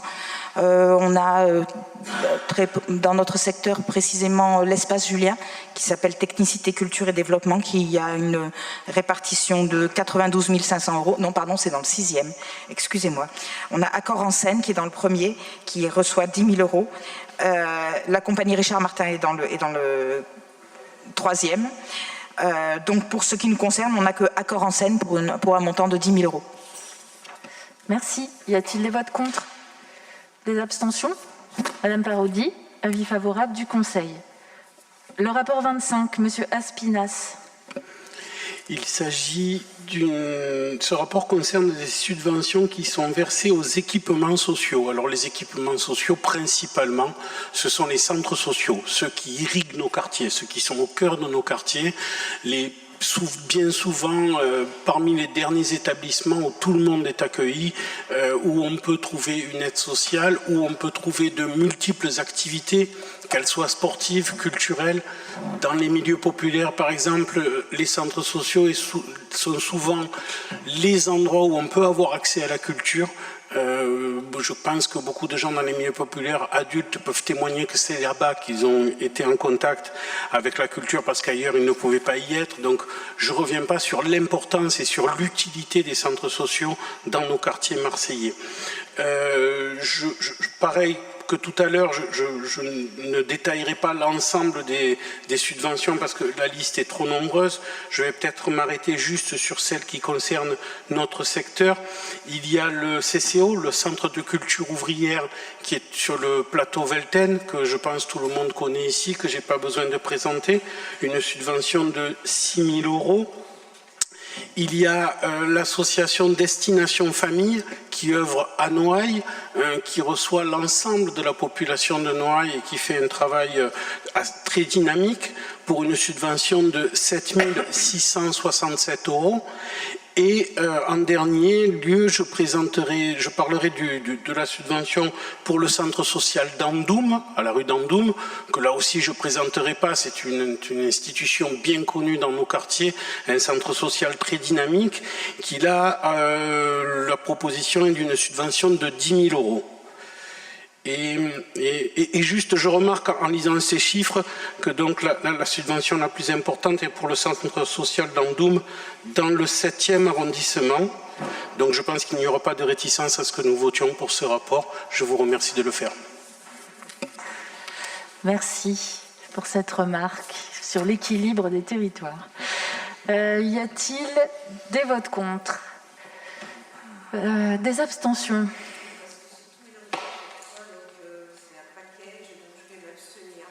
D'accord. Et donc avis favorable du conseil d'arrondissement.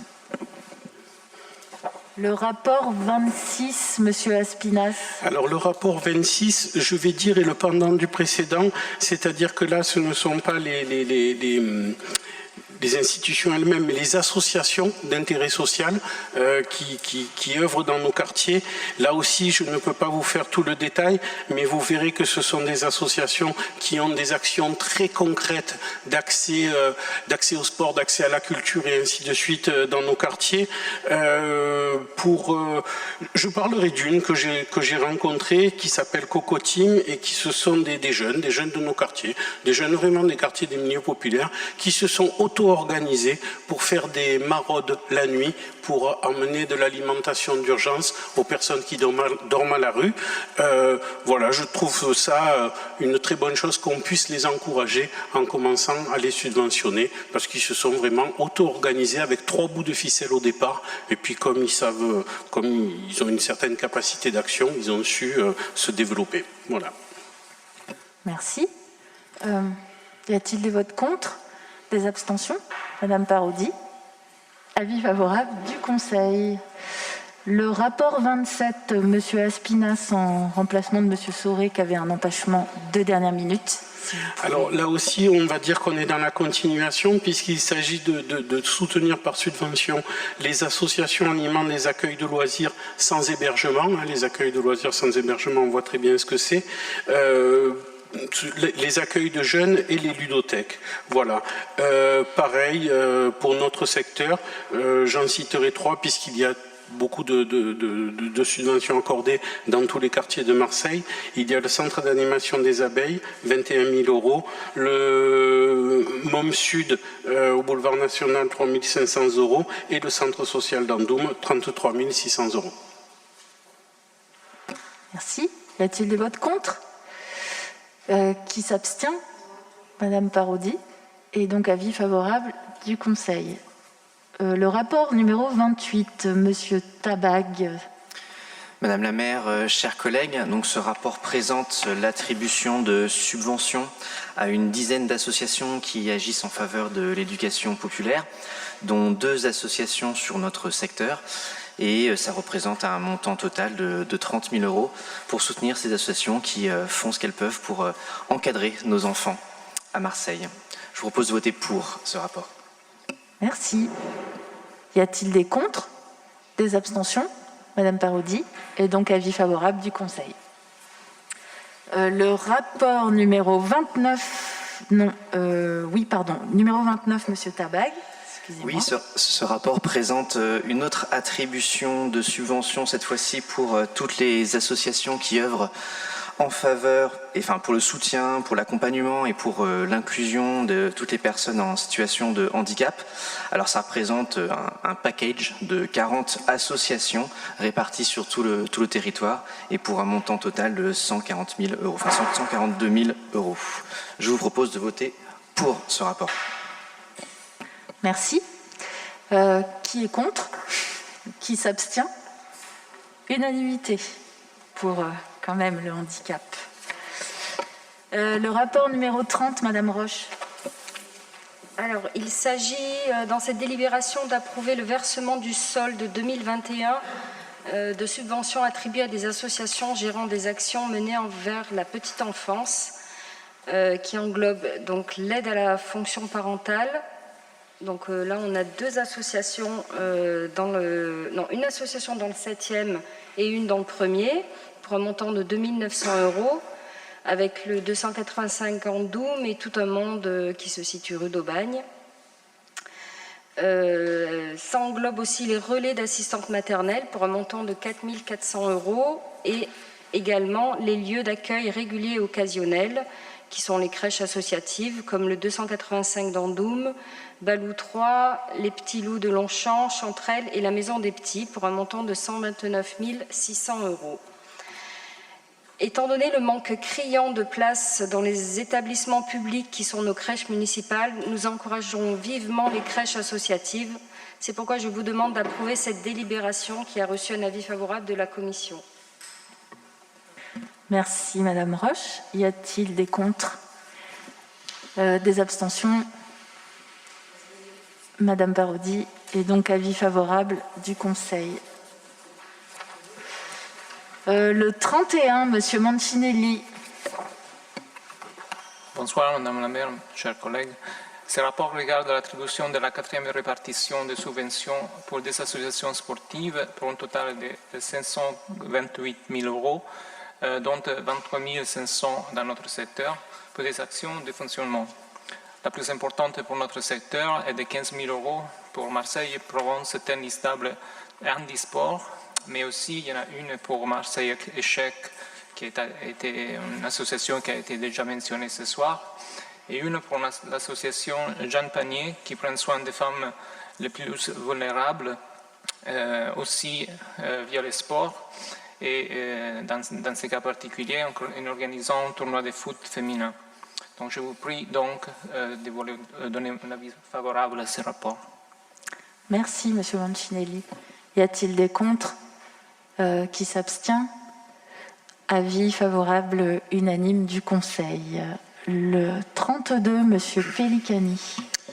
Madame la maire, chers collègues, avant de traiter le 32 et le 33 qui touchent quelquefois de la vie associative, des associations, je voudrais simplement rappeler que depuis ce soir, nous allons pratiquement financer plus de 40% des rapports touchent aux actions des associations, et d'où l'importance de ce qui s'est passé ce week-end, qui a été un grand moment pour la vie associative. D'abord dans nos équipements où la plupart ont répondu présents, les associations sont venues avec leurs dirigeants, leurs praticiens, leurs programmes, dans les 2 équipements de Velten, mais on a été dépanné par le CCO justement sur Velten parce qu'effectivement on avait un cas Covid sur l'équipement Velten, donc c'est l'association CCO Centre Social qui nous a hébergés pour mener ces actions, mais ça s'est très bien passé dans l'espace Velten.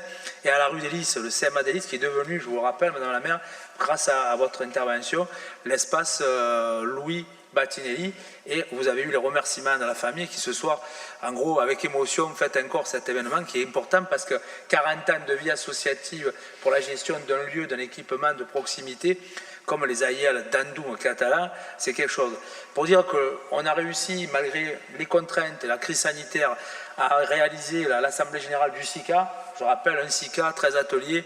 On a vraiment eu la participation active des associations, avec des retombées qui seront évoquées dans un prochain conseil d'arrondissement, avec des délibérations qui seront proposées par les associations eux-mêmes au travers du travail des ateliers.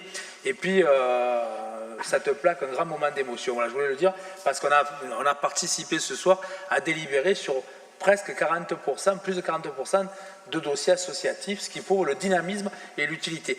Même si, je vous paraphraserai, Madame la maire, on a constaté au travers de la gestion des équipements que la crise sanitaire, la crise tout court, a amené la disparition d'un certain nombre d'associations. On peut regretter, mais notre travail à nous, c'est aussi de leur apporter aujourd'hui des solutions pour certaines remonter, rebondir et se développer. Alors les deux rapports, le 32 touche 4 associations, dont une qui est domiciliée dans le 7e arrondissement, qui touche à la subvention d'équipement à diverses associations. C'est une 3e répartition et c'est l'association, il y a 3 associations plutôt dans le premier 7e, essentiellement dans le premier, parce que je le rappelle, on a la domiciliation de la maison des associations qui accueille beaucoup de sièges. Voilà, donc on a 52 400 € qui vont être répartis sur plusieurs vingtaine, 25 associations, dont 3 qui sont de notre secteur. Je vous propose de le voter et si vous le permettez, vous ferez voter les deux rapports en même temps. Le 33, c'est simplement à Urban Prod, une association qui participe à l'animation de l'espace public dans le cadre des subventions à des associations d'animation urbaine.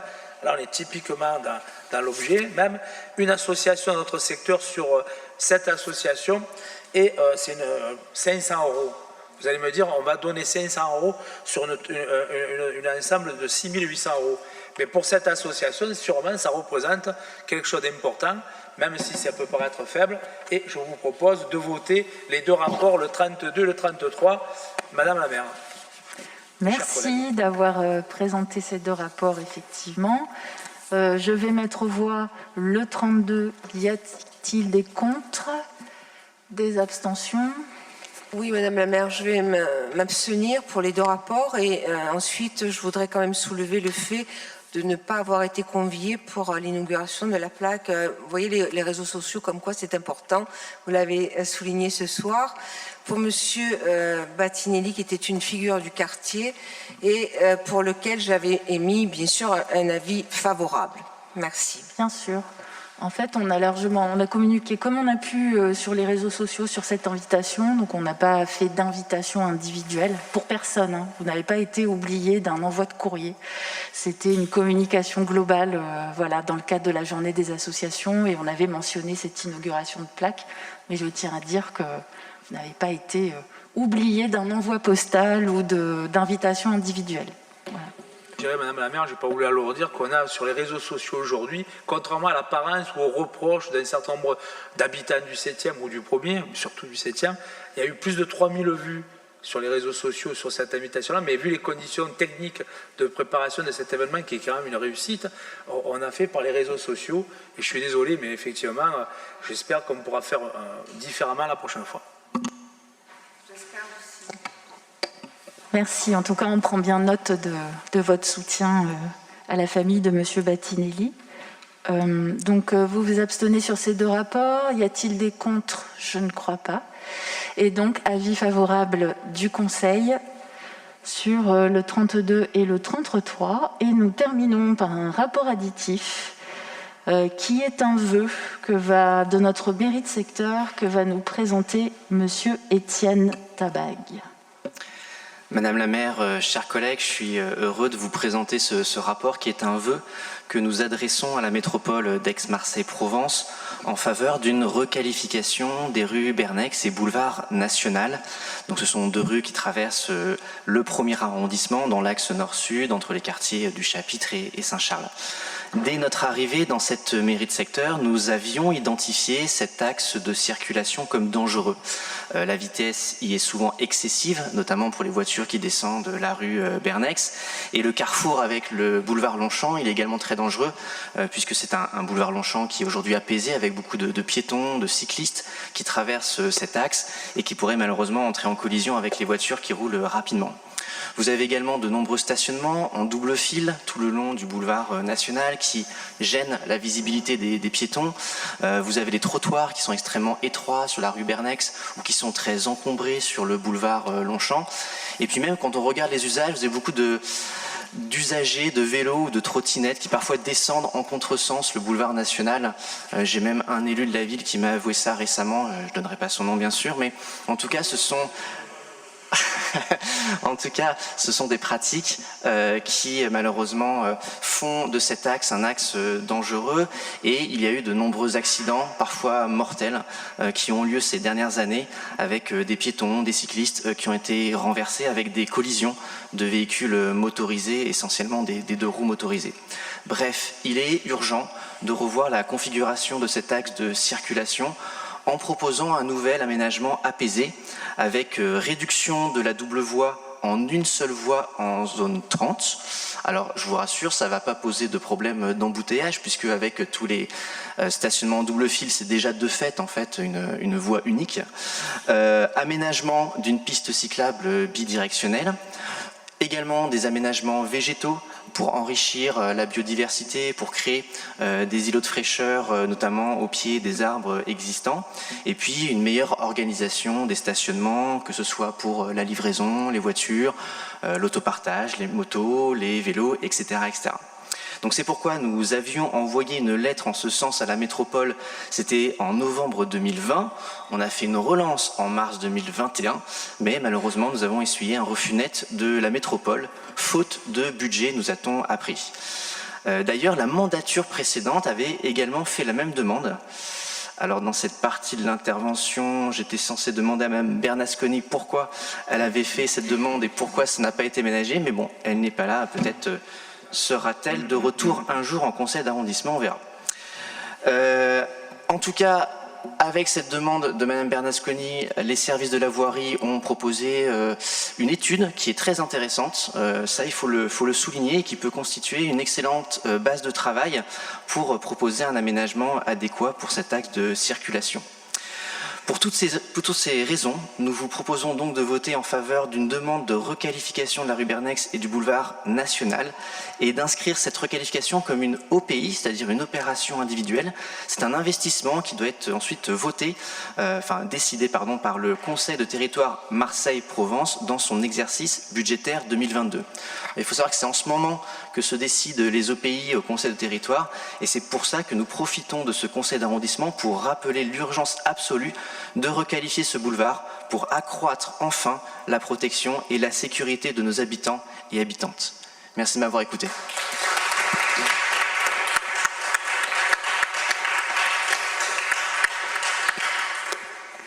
Merci Monsieur Tabag. Vous avez bien fait de rappeler qu'on s'appuie sur des études d'un projet en cours qui était demandé en fin de mandature précédente, qui est aujourd'hui bloqué depuis 2 ans. Donc nous ne faisons que relayer les pétitions et la demande même de la métropole qui nous a dit montez au créneau et donnez-nous clairement vos priorités. Et donc c'est ce que nous faisons aujourd'hui et j'espère que par la suite les relations seront plus fluides avec la voirie et le service du Conseil de territoire qui suit tous ces projets. Et en tout cas, si on zoome aujourd'hui sur celui-ci, parce que vous pourriez nous dire qu'il y a bien d'autres demandes, c'est que normalement, il est dans les tuyaux. Voilà, nous voudrions donc bien qu'il aboutisse. Je prends peut-être des questions si vous en avez. S'il n'y en a pas, je prends les votes. Y a-t-il des contre? Des abstentions? Ah, pardon, vous avez raison. Moi, je vais m'abstenir. Abstention de M. Gargani, ne prend pas part au vote pour Mme Parodi. Et donc, le vœu est adopté par le conseil d'arrondissement et sera porté au conseil de territoire. Eh bien, je vous remercie pour cette séance qui a été très riche. Et puis, je lève la séance et à bientôt à tous. Au revoir.